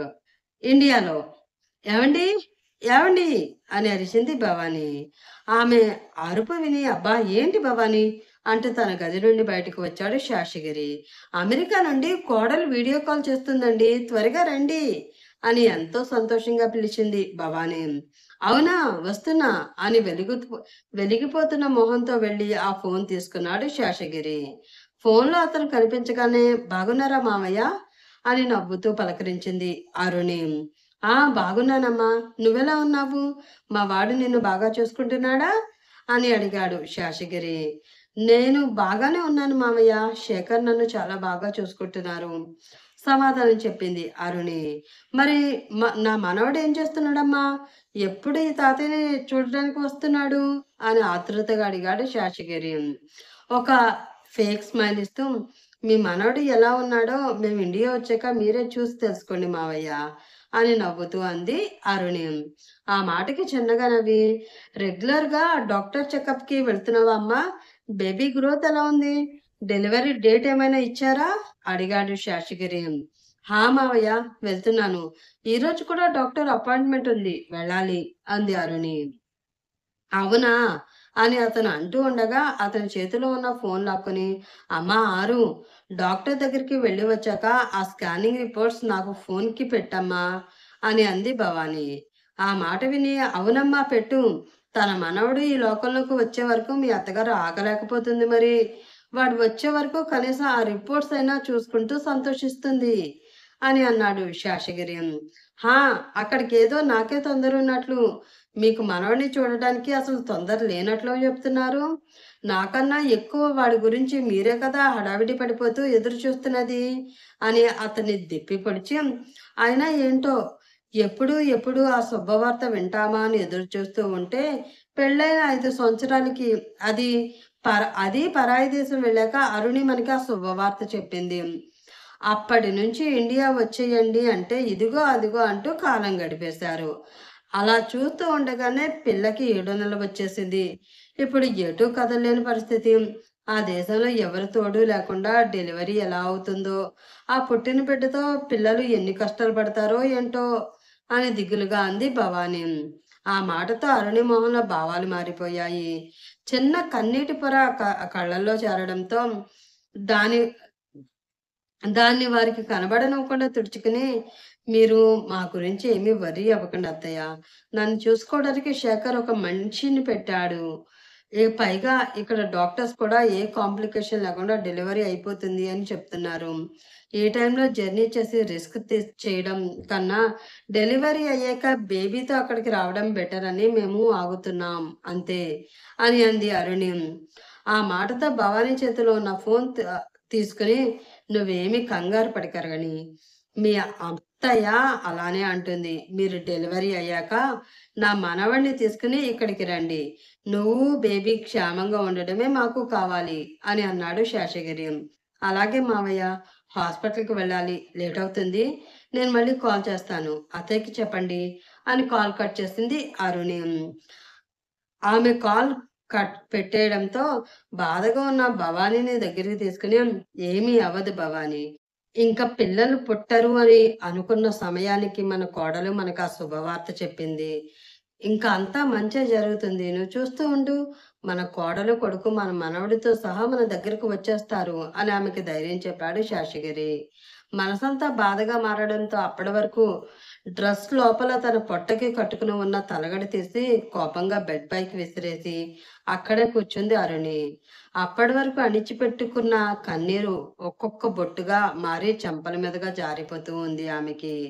అప్పుడే ఫ్రెష్ అయి వచ్చి బాధగా కూర్చున్న అరుణిని చూసి, "ఏమైంది ఆరు?" అంటూ వెళ్ళి ఆమె పక్కనే కూర్చున్నాడు శేఖర్. గిల్టీగా ఉంది శేఖర్. చాలా గిల్టీగా ఉంది. ఎప్పుడు మన ఆనందమే కోరుకునే మన వాళ్ళని మనం మోసం చేయడం నాకస్సలు నచ్చడం లేదు అని అంది అరుణి. "అరు ప్లీజ్ కంట్రోల్. మన వాళ్ళని మోసం చేయడం లేదు. మనల్ని మనం మోసం చేసుకుని వారు ఎదురు చూస్తున్న మనవడిని వారికి ఇస్తున్నాం" అని అన్నాడు శేఖర్. "లేదు శేఖర్, రాని కడుపు వచ్చింది అని, ఎప్పటికీ కాని అమ్మని అవుతున్నాను అని చెప్పి వారిని భ్రమలో ఉంచి మనం ప్రశాంతంగా బ్రతకలేము శేఖర్. ఇది చాలా తప్పు" అని అరిచింది అరుణి. "అయితే ఇప్పుడు ఏం చేయమంటావారు? వారికి నిజం చెప్పి మనం చేసింది తప్పు అని ఒప్పుకుందామా? అలా మనం చేస్తే పాపం అవని పరిస్థితి ఏమైపోవాలి? తనది కాని బిడ్డని కడుపులో మోస్తూ మన కోసం ఇంత రిస్క్ తీసుకుంటున్న ఆమెకి నువ్వేం సమాధానం చెప్తావు?" అని ఆవేశంగా అడిగాడు శేఖర్. దాంతో ఆలోచనలో పడింది అరుణి. అప్పుడే ఆ రూమ్ డోర్ ఎవరో నాక్ చేశారు. ఆ సౌండ్‌తో స్పృహలోకి వచ్చి కన్నీళ్లు తుడుచుకుని కొంచెం నార్మల్ అయ్యి డోర్ తీసింది అరుణి. ఆమె తలుపు తీయగానే అమాయకంగా ఆమె వైపు చూస్తూ, "అక్క లేట్ అవుతుంది" అని గుర్తు చేసింది అవని. "ఒక 5 మినిట్స్ అవని, వచ్చేస్తున్నాం. ఈలోపు నువ్వు ఫ్రిడ్జ్‌లో జ్యూస్ పెట్టాను, అది తాగుతూ ఉండు" అని చెప్పింది అరుణి. "సరే అక్క" అని ఫ్రిడ్జ్ వైపు అడుగులు వేసింది అవని. వివేక్ కాల్ చేసి చెప్పడంతో మేడ్‌ని తీసుకుని రాహుల్ ఫ్లాట్ దగ్గరికి వచ్చింది రమ్య. ఆ ఫ్లాట్ డోర్ తీయగానే తన ముక్కుకి తగిలిన ఘాటైన వాసన భరించలేక చున్నీతో ముక్కుని కవర్ చేసుకుని మెల్లిగా రూమ్‌లోకి అడుగుపెట్టిన ఆమెకి దుమ్ము పట్టేసి క కిచెన్ నుండి వస్తున్న దుర్వాసనతో నిండిపోయిన ఆ ఇంటి హాల్‌లో ఖాళీ అయిన బీర్ బాటిల్స్ మధ్య పడి ఉన్న రాహుల్ కనిపించాడు. అతని ఆ పరిస్థితిలో ఉన్న అతన్ని చూసిన రమ్య కళ్ళల్లో కన్నీళ్లు తిరిగాయి. ఒకప్పుడు హీరోలా అల్లరి చేస్తూ హ్యాపీగా ఉండే రాహుల్ రూపం కళ్ళ ముందు కదలాడడంతో భరించలేని బాధ ఆమె మనసును చేరి మెలిపెడుతూ ఉంది. "ఇదంతా కేవలం ఆ నీచుడి వలనే. వాడే కనుక మీ జీవితంలోకి రాకుండా ఉండి ఉంటే ఈరోజు మీ జీవితాలు మరో విధంగా ఉండేవి" అని బాధగా అనుకుంటున్న రమ్యని చూసి "మేడం" అంటూ కదిపింది మేడ్. దాంతో కళ్ళు తుడుచుకుని ఆమె సహాయంతో రాహుల్‌ని గదిలోకి తీసుకువెళ్ళి బెడ్‌పై పడుకోబెట్టి, "నువ్వు కొంచెం ఇల్లంతా క్లీన్ చేసేయి" అని మేడ్‌కి చెప్పి ఆమెను పంపించేసిన రమ్య కళ్ళు ఆ రూమ్‌లో పెద్దగా ఫ్రేమ్ చేసి పెట్టిన అవని, రాహుల్ పెళ్లి ఫోటోపై పడింది. అది చూసి బాధగా ఒక నిట్టూర్పు వదిలి ఆ గది నుండి బయటికి వెళ్ళిపోయింది రమ్య. అవనిని తీసుకుని హాస్పిటల్‌కి స్టార్ట్ అయ్యారు అరుణి, శేఖర్. వారి కారు ఫాస్ట్‌గా రోడ్డు మీద పరుగులు పెడుతూ ఉంటే, అరుణి ఆలోచనలు అంతే వేగంగా గతంలోకి పరుగు తీశాయి. అరుణి పెళ్లికి ఒప్పుకోవడంతో ఇరు కుటుంబ సభ్యులు సంతోషంగా వారి పెళ్లికి ముహూర్తం పెట్టించారు. ఒక 15 రోజుల్లో వారి ఎంగేజ్‌మెంట్, పెళ్లి పూర్తయిపోయాయి. పుట్టింట్లో లాగానే అత్తింట్లో కూడా తన జీవితం చాలా సంతోషంగా ఉంటుంది అనుకుంటూ, ఎన్నో ఆశలతో ఒడిబియ్యం దోసెట్లో నింపుకొని ఆ ఇంట్లో తన భర్తతో కలిసి కుడికాలు పెట్టింది అరుణి. తను కోరుకున్న అమ్మాయి తన జీవితంలోకి రావడంతో శేఖర్ కూడా చాలా సంతోషంగా ఉన్నాడు. ఆమెతో తన జీవితాన్ని ఊహించుకుంటూ ఆమెని తన ప్రపంచంగా మార్చుకున్నాడు అతను. ఇంట్లో తొలి అడుగు పెట్టిన కోడల్ని నేరుగా దేవుడి గదిలోకి తీసుకువెళ్లి దీపం పెట్టించింది భవాని. ఆమె చుట్టూ ఉన్న బంధువులు, స్నేహితులు అరుణిని చూసి, "నీ కోడలు చాలా అందంగా ఉంది భవాని" అంటూ ఆమె అందాన్ని అణుకువని పొగిడే ప్రోగ్రాంలో పడ్డారు. ఇంకా ఏముంది, భవాని అత్తగారైపోయింది. ఇంకా సంవత్సరం తిరిగేలోపు నానమ్మ కూడా అయిపోతుంది అని అన్నారు వారిలో ఒకరు. ఆ మాటకి భవాని చిన్నగా నవ్వుతూ అరుణి సిగ్గుతో తల వంచుకుంది. "ఇదిగో పిల్ల, అందం అంటూ, ఎంజాయ్‌మెంట్ అంటూ అప్పుడే పిల్లలు వద్దని ఆలస్యం చేయకండి. ఒకరినో ఇద్దరినో కనేసి భవానీ చేతికి ఇచ్చేస్తే హాయిగా వారిని పెంచుకుంటూ తమ ముద్దు ముచ్చట ఆమె తీర్చుకుంటుంది. ఆ తర్వాత మీరు మీ సరదాలు, మీ సంతోషాలు చూసుకోవచ్చు" అన్నారు మరొకరు. ఆ మాటలకి ఏం సమాధానం చెప్పాలో తెలియక కొంచెం ఇబ్బంది పడింది అరుణి. అది గమనించి, "అబ్బా ఆపండి. పెళ్ళయింది ఇప్పుడే కదా! అప్పుడే పిల్లల గురించి మొదలుపెట్టేశారు. వాళ్ళకి ఏవో ఆశలు, కోరికలు ఉంటాయి కదా!" అని కోడలికి సపోర్ట్ ఇస్తూ మాట్లాడింది భవాని. అది నచ్చిన వాళ్ళు వాళ్ళని చూసి చిన్నగా నవ్వుకుంటే, నచ్చని వాళ్ళు అత్తాకోడళ్ళ అనురాగాన్ని చూసి అసూయతతో మూతి తిప్పారు. ఆ రోజు రాత్రి మల్లె, గులాబీ పరిమళాలతో నూతన దంపతుల ప్రేమ ముచ్చట్లు వినడం కోసం సిద్ధమైంది ఆ గది. మరొక గదిలో అరుణిని రెడీ చేస్తూ ఉన్నారు కొందరు ఆడవాళ్ళు. కిచెన్‌లో పాలు కాస్తూ ఉంది కావేరి. పనుల్లో హడావిడిగా తిరుగుతూ కిచెన్‌లోకి వచ్చిన భవాని అక్కడ కావేరి పాలు కాయడం చూసి, "ఏం చేస్తున్నావు కావేరి?" అంటూ అడిగింది. "అది వదిన, పాలు కాస్తున్నా" అని అంది కావేరి. "సరే, ఆ పాలు కాచడం అయ్యాక ఎవరికైనా ఇచ్చి శోభనం గదిలో ఆ పాలు పెట్టించు" అని ఆర్డర్ వేసింది భవాని.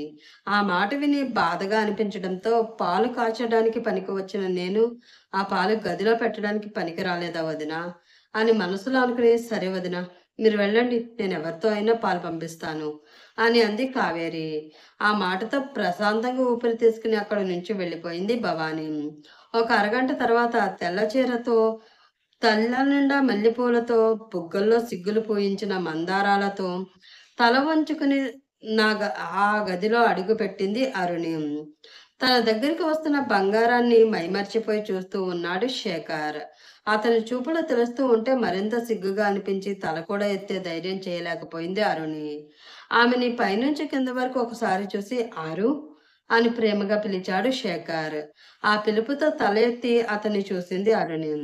తనకి దూరంగా ఉన్న ఆమెని దగ్గరికి తీసుకుంటూ తన చేతిని చాపాడు శేఖర్. నవ్వుతూ అతని చేతిలో తన చేతిని వేసింది అరుణి. అలా ఆమెని దగ్గరికి తీసుకుని ఆమెను తన గుండెల్లోకి హత్తుకున్నాడు శేఖర్.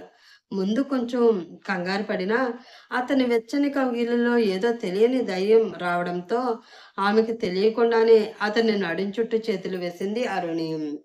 ఆమె చర్యకి చిన్నగా నవ్వుకొని హ్యాపీగా ఫీల్ అయ్యాడు శేఖర్. "హ్యాపీనా?" అని అతను అడగడంతో, "హ్మ్" అని అంది అరుణి. "ఇలానే లైఫ్ లాంగ్ ఉంటే బాగుంటుంది కదా!" అని అన్నాడు శేఖర్. దానికి కూడా ఆమె "ఊ" అనే సమాధానం చెప్పడంతో, "ఏంటి, ఊ తప్ప నీకు వేరే మాటలు రావా?" అని అడిగాడు శేఖర్. "వచ్చు, కానీ ప్రస్తుతం రావడం లేదు" అని అంది అరుణి. "ఎందుకు రావడం లేదు?" అడిగాడు శేఖర్. "ఏమో తెలీదు" అని అంది అరుణి. చిన్నగా నవ్వి ఆమెని తన కౌగిలి బందీఖానా నుండి విడుదల చేసి బెడ్‌పై కూర్చుని ఆమెను తన ఒడిలో కూర్చోబెట్టుకుని పక్కనే టేబుల్‌పై ఉన్న పాల గ్లాస్ అందుకున్నాడు శేఖర్. ఆ పాల గ్లాస్ వైపు చూస్తున్న శేఖర్‌ని చూసి, "ఏంటి అలా చూస్తున్నారు? మీకు పాలంటే ఎలర్జీనా?" అని అడిగింది అరుణి. "నాకు పాలంటే ఎలాంటి ఎలర్జీ లేదు. అసలు శోభనం గదిలో ఈ పాలెందుకు పెడతారో నీకు తెలుసా?" అని అడిగాడు శేఖర్. తెలీదు అన్నట్లు అమాయకంగా అతన్ని చూసింది అరుణి. చిన్నగా నవ్వి ఆమె కళ్ళల్లోకి చూస్తూ, శోభనం గదిలో పాల గ్లాస్ పట్టుకుని అడుగుపెట్టిన స్త్రీ, ఆ పాలు భర్తతో పంచుకుని, అతనికి తన పొందు అందించి, పాలిచ్చే తల్లిలా మారాలి అని సింబాలిక్‌గా ఇలా చెప్పడం. దీని వెనక ఉన్న ఉద్దేశం. అందుకే కొత్త పెళ్లి కూతురికి పాల గ్లాసు చేతికిచ్చి శోభనం గదిలోకి పంపిస్తారు అని అన్నాడు శేఖర్. ఆ మాటతో సిగ్గుతో తల వంచుకుంది అరుణి. ఆమె సిగ్గు చూసి ఈ పాలు సగం తా తాను తాగి మిగతా సగం ఆమె నోటికి అందించాడు శేఖర్. ఆ ఎంగిలి పాలని సంతోషంగా అరుణి తాగడంతో ఆమె తనకి తన పొందు అందించడానికి సిద్ధంగా ఉంది అని అర్థం చేసుకుని నెమ్మదిగా తన చేతులను ఆమె శరీరంపై అటు ఇటు కదుపుతూ కాసేపటికి ఆమెలోని తీయని కోరికలను నిద్రలేపి ఆమెను తనలో కలుపుకుంటూ తాను ఆమెలో ఐక్యమైపోతూ ఉన్నాడు శేఖర్. ఆ రాత్రి వారి సయ్యాటలతో, వారు వదిలిన వెచ్చటి నిట్టూర్పులతో ఆ గది నిండిపోయింది. నెక్స్ట్ మార్నింగ్ శోభనం గది నుండి సిగ్గుపడుతూ బయటకు వచ్చిన కోడలు చూసుకుని మురిసిపోతూ వెళ్ళి తలస్నానం చేసి దేవుడి ముందు దీపం పెట్టామా అని ఆర్డర్ వేసింది భవాని. అలాగే అత్తయ్య గారు అంటూ ఆమె చెప్పిన పని చేయడానికి వెళ్ళింది అరుణి. అలా ఆ ఇంటి వారితో కలుపుగొలుపుగా ఉంటూ అందరి మనసులు గెలుచుకుంటూ అందరికీ నోట్లో నాలుకలా మారి 3 సంవత్సరాలు గడిపేసింది అరుణి. ఆ 3 సంవత్సరాల కాలంలో ఆమె అత్తగారింటిని వదిలి పుట్టింటికి వెళ్ళిన సందర్భాలు వేళ మీద లెక్క పెట్టవచ్చు. అంతగా ఆ ఇల్లు, ఆ ఇంట్లో మనుషులు ఆమెను కట్టిపడేశాయి. సాయంత్రం అవడంతో ఆఫీస్ నుండి వచ్చిన శేఖర్ డైరెక్టర్‌గా తన గదిలోకి వెళ్ళాడు.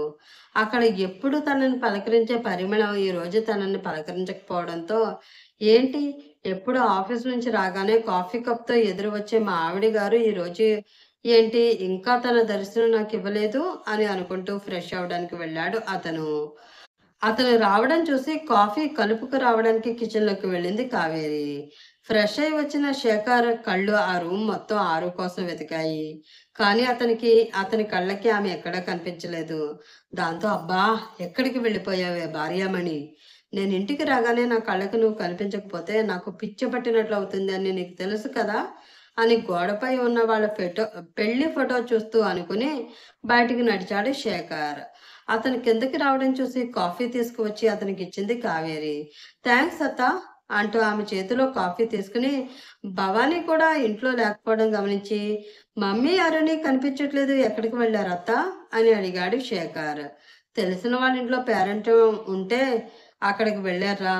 వెళ్ళి చాలా సేపయింది. ఈ పాటికి వచ్చేస్తూ ఉంటారు అని అంది కావేరి. ఓ అవునా! అని మేడం గారికి నాకన్నా పేరెంట్ ఎక్కువైపోయిందనమాట. ఇంటికి రాని చెప్తాను అని మనసులో అనుకుంటూ ఉన్నాడు శేఖర్. అతను ఆలోచనలో ఉండడం చూసి ఏ శేఖర్ ఏమైనా కావాలా అని అడిగింది కావేరి. ఆ పిలుపుతో ఆలోచన నుండి బయటకు వచ్చి ఆహా ఏమీ వద్దత్తా, అయినా వాళ్ళతో పాటు మీరెందుకు వెళ్ళలేదు పేరంటానికి అని అడిగాడు శేఖర్. జీవం లేనట్లు ఒక నవ్వు నవ్వి నేను వెళ్ళకూడదు శేఖర్ అని చెప్పి కిచెన్లోకి వెళ్ళిపోయింది కావేరి. అరుణి కనిపించలేదు అన్న దిగుల్లో ఉన్న శేఖర్ ఆమె అన్న మాటని పెద్దగా పట్టించుకోలేదు. అప్పుడే ఇంట్లోకి వస్తున్న కేశవమూర్తికి ఆ మాట వినిపించడంతో బాధగా అనిపించి ఇంక ఇంట్లోకి రాలేక అలానే బయటకు వెళ్ళిపోయాడు అతను. అలా ఒక 10 నిమిషాలు గడిచాక ఇంటికి వచ్చారు అరుణి, భవాని. అరుణి మొహం చూడగానే శేఖర్ పెదవులపై చిన్న చిరునవ్వు వచ్చి చేరింది. కానీ అరుణి మొహంలో మాత్రం ఏదో తెలియని బాధ కనిపించింది. దాంతో భవానీ వైపు చూశాడు అతను. ఆమె మొహంలో కూడా ఎలాంటి కళా కాంతి లేదు. వారిద్దరి మొహాలు డల్‌గా ఉండడంతో ఏంటి మమ్మీ అలా ఉన్నారు అని అడిగాడు శేఖర్. తన మనసులో ఉన్న చిరాకంతా అతని ముందు బయట పెట్టడం ఇష్టం లేక ఏమీ లేదురా, ఎందుకో కొంచెం చిరాగ్గా ఉంది అని చెప్పి తన గదిలోకి వెళ్ళిపోయింది భవాని. ఆమె అలా ఎందుకు చేసిందో అర్థం అవడంతో బాధగా అనిపించిన అరుణి కూడా అక్కడ ఉండలేక తన గది వైపు అడుగులు వేసింది. అది చూసి ఏమైంది వీళ్ళకి అని అనుకుంటూ అరుణి వెనక వెళ్ళాడు శేఖర్. రూమ్‌లోకి వెళ్లి బెడ్‌పై కూర్చుంది అరుణి. ఆమె కంటిలో చిన్నపాటి కన్నీటి పొర ఉంది. రూమ్‌లోకి వెళ్లి ఆమె అలా కూర్చోవడం చూసి "ఏవండోయ్ శ్రీమతి గారు! ఏంటండి ఈరోజు మీ శ్రీవారికి ఒంటరిగా వదిలేసి బయటికి వెళ్లి వచ్చారు? మీరు అలా చెప్పా చేయకుండా వెళ్ళిపోతే పాపం మీ శ్రీవారి చిట్టి గుండె ఏమైపోవాలి అని డ్రమాటిక్‌గా అడిగాడు శేఖర్. ఆ మాటకి అరుణ్ నుండి ఎటువంటి సమాధానం రాలేదు. దాంతో ఏదో అనుమానం రావడంతో వెళ్ళి ఆమె పక్కనే కూర్చుని మరో పక్కకి తిప్పి ఉన్న అరుణి మొహాన్ని తన వైపుకి తిప్పుకుని చూసిన అతనికి కన్నీళ్లతో తడిచిపోయిన ఆమె కళ్ళు కనిపించాయి. ఆమె కంటిలో చిన్న నలక పడితేనే భరించలేని అతని మనసు ఎర్రగా మారిన ఆమె కళ్ళను చూసి విలవిలలాడింది. ఏంట్రా బంగారం, ఇది ఏడుస్తున్నావా అంటూ ఆమె కన్నీళ్లను తుడిచాడు శేఖర్. అతని వైపు బాధగా చూస్తూ, అసలు నాకు పిల్లలు పుడతారా శేఖర్ అని అడిగింది అరుణి. ఆ మాట విన్న శేఖర్ మనసు బాధగా మూలిగింది. ఆమె కళ్ళలోకి సూటిగా చూస్తూ, ఏంటి ఆరు ఇది, ఎందుకు నీకు ఇలాంటి అనుమానాలు వస్తున్నాయి అని అడిగాడు అతను. ఇది నాకు వచ్చిన అనుమానం కాదు శేఖర్, మన చుట్టూ ఉన్న వాళ్ళకి వచ్చిన అనుమానం. అనుమానం ఏంటి, నాకు ఇంక పిల్లలు పుట్టరు అని అలా ఫిక్స్ అయిపోయారు. నేను నలుగురిలోకి వెళుతూ ఉంటే ఏదో గ్రహాంతర వాసిని చూసినట్లు చూస్తూ నా వెనక గుసగుసలు పెట్టుకుంటున్నారు.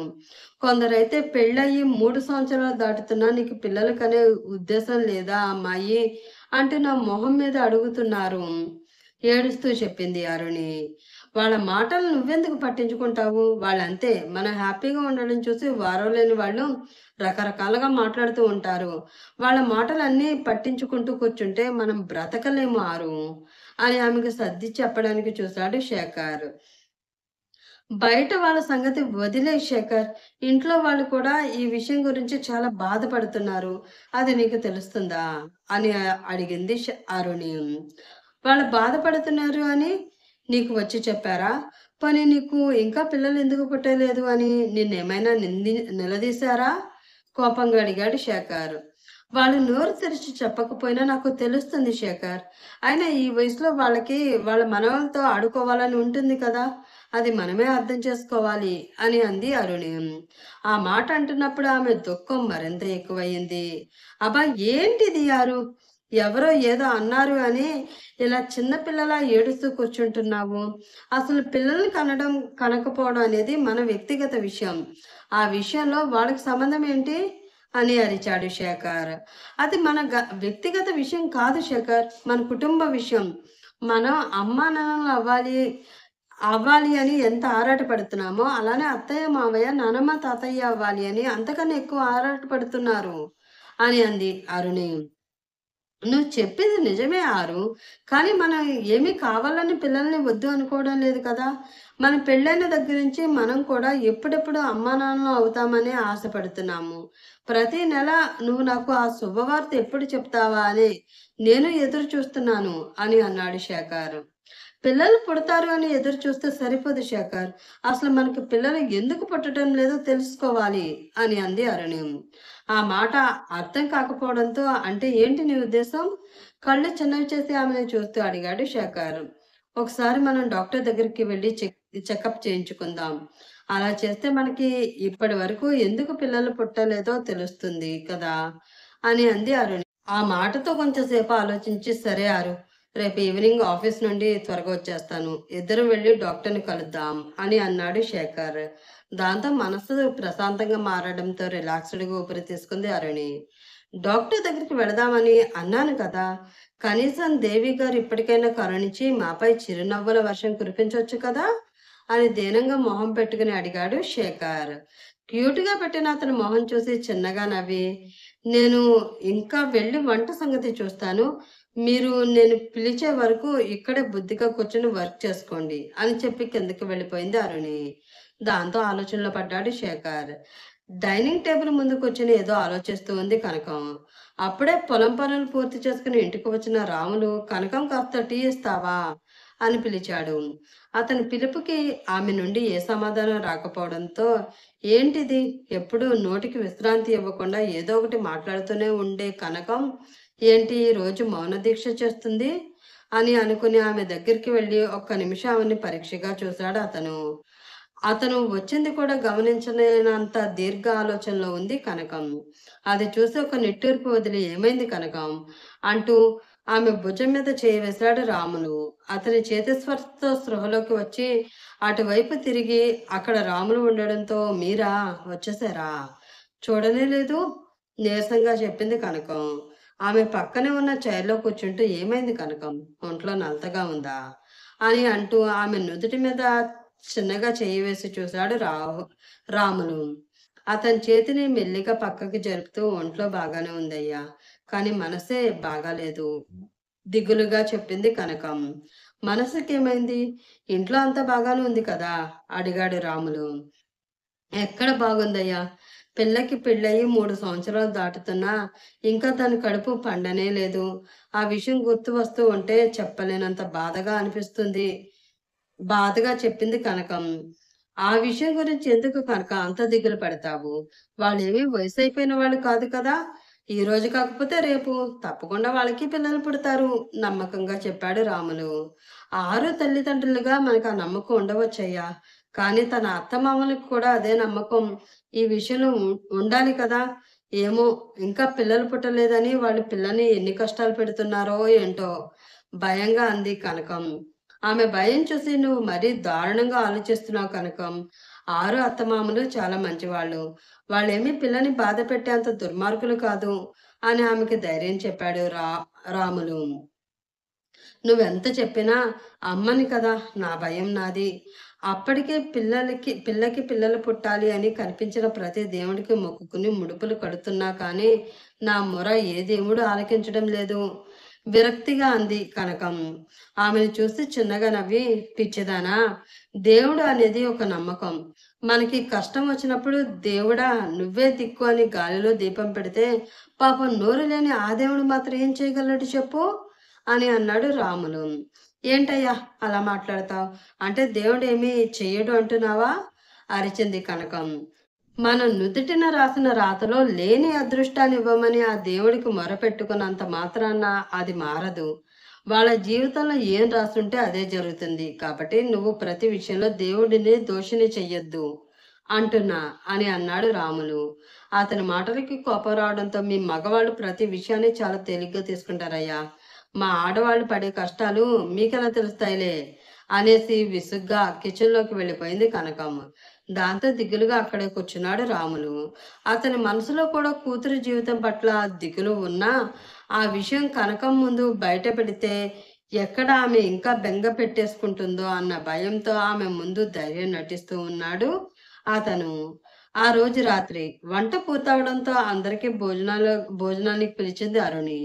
దాంతో అందరూ డైనింగ్ టేబుల్ ముందుకు వచ్చి కూర్చున్నారు. అందరిలోనూ ఏదో చిరాకు విచారం ఉండడంతో అక్కడ నిశ్శబ్దం రాజ్యమేలింది. ఆ నిశ్శబ్దాన్ని భరించలేక మమ్మీ ఈరోజు వంట నువ్వు చేసావా అని అడిగాడు శేఖర్. ఆ మాటకి ఏమీ సమాధానం చెప్పకుండా మౌనంగా ఉండిపోయింది భవాని. అది చూసి ఇంట్లో నా కోడలు ఉండగా వంట చేసే అదృష్టం మీ మమ్మీకి ఇవ్వదు కదరా అని అన్నాడు శేషగిరి. ఆ మాట విని అవునరా, అందుకే నీ పెళ్ళం పిల్లల్ని కనాలి అన్న సంగతి మర్చిపోయి ఆ అదృష్టంతోటే సరిపెట్టేసుకోవాలని ఫిక్స్ అయిపోయినట్లుంది.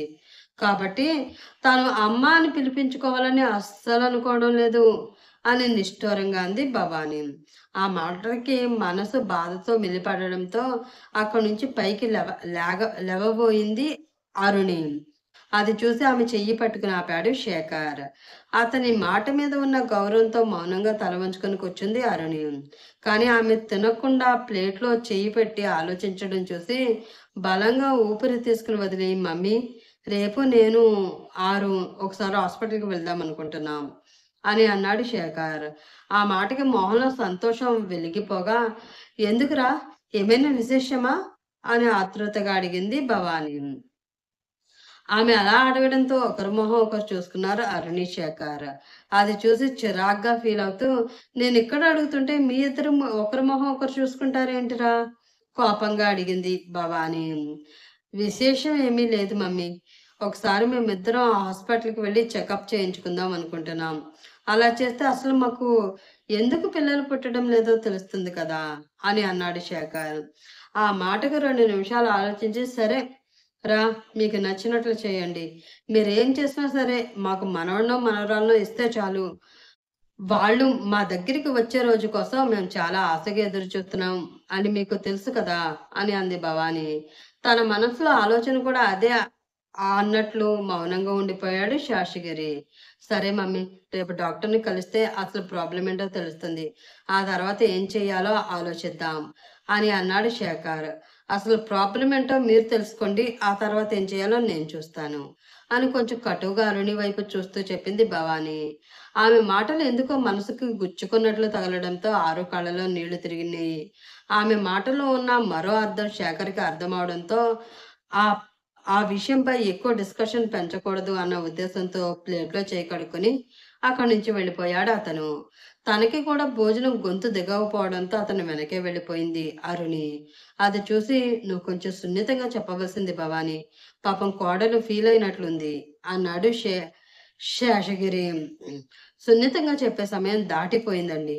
అయినా నాకేమైనా సరదానా తనని మాటలనడానికి? నలుగురిలోకి వెళితే వాళ్ళడిగే ప్రశ్నలకు ఏం సమాధానం చెప్పాలో తెలియడం లేదు. మీరు తను పడే బాధ మాత్రమే తెలుస్తుంది మీకు. కానీ మనసులో నేనెంత బాధపడుతున్నానో అర్థం కావడం లేదు ఎవరికీ అంది భవాని. అంత బాధపడవలసిన అవసరం ఏముంది భవాని? వాళ్ళేమి ముసలివాళ్ళు కాదు. వాడికి పెళ్ళయ్యి 10 సంవత్సరాల పైనే అయిపోవడం లేదు కదా! కొంచెం విసుగ్గా అన్నాడు శేషగిరి. నిజమే అండి. వాళ్ళేమి ముసలివాళ్ళు కాదు. కానీ వాళ్ళకి మీ చెల్లెల అనుమ ఎక్కడ వస్తుందా అని నాకు భయంగా ఉంది అని అంది భవాని. ఆ తర్వాత ఏం జరుగుతుంది? అసలు పిల్లలు పుట్టకపోవడానికి కారణం ఎవరు? వీళ్ళ జీవితానికి, అవని జీవితానికి సంబంధం ఏమిటి? తెలుసుకోవాలంటే ముందు ముందు ఎపిసోడ్స్ అసలు మిస్ అవ్వద్దు ఫ్రెండ్స్. మంచి ఎమోషనల్ లవ్ ఫీలింగ్ ఉన్న స్టోరీ. చాలా కష్టపడి రాశాను. సో, మీరు ఖచ్చితంగా చూసి సపోర్ట్ చేస్తారని ఆశిస్తున్నాను. Bye friends. రేపటి ఎపిసోడ్‌లో మళ్ళీ కలుద్దాం.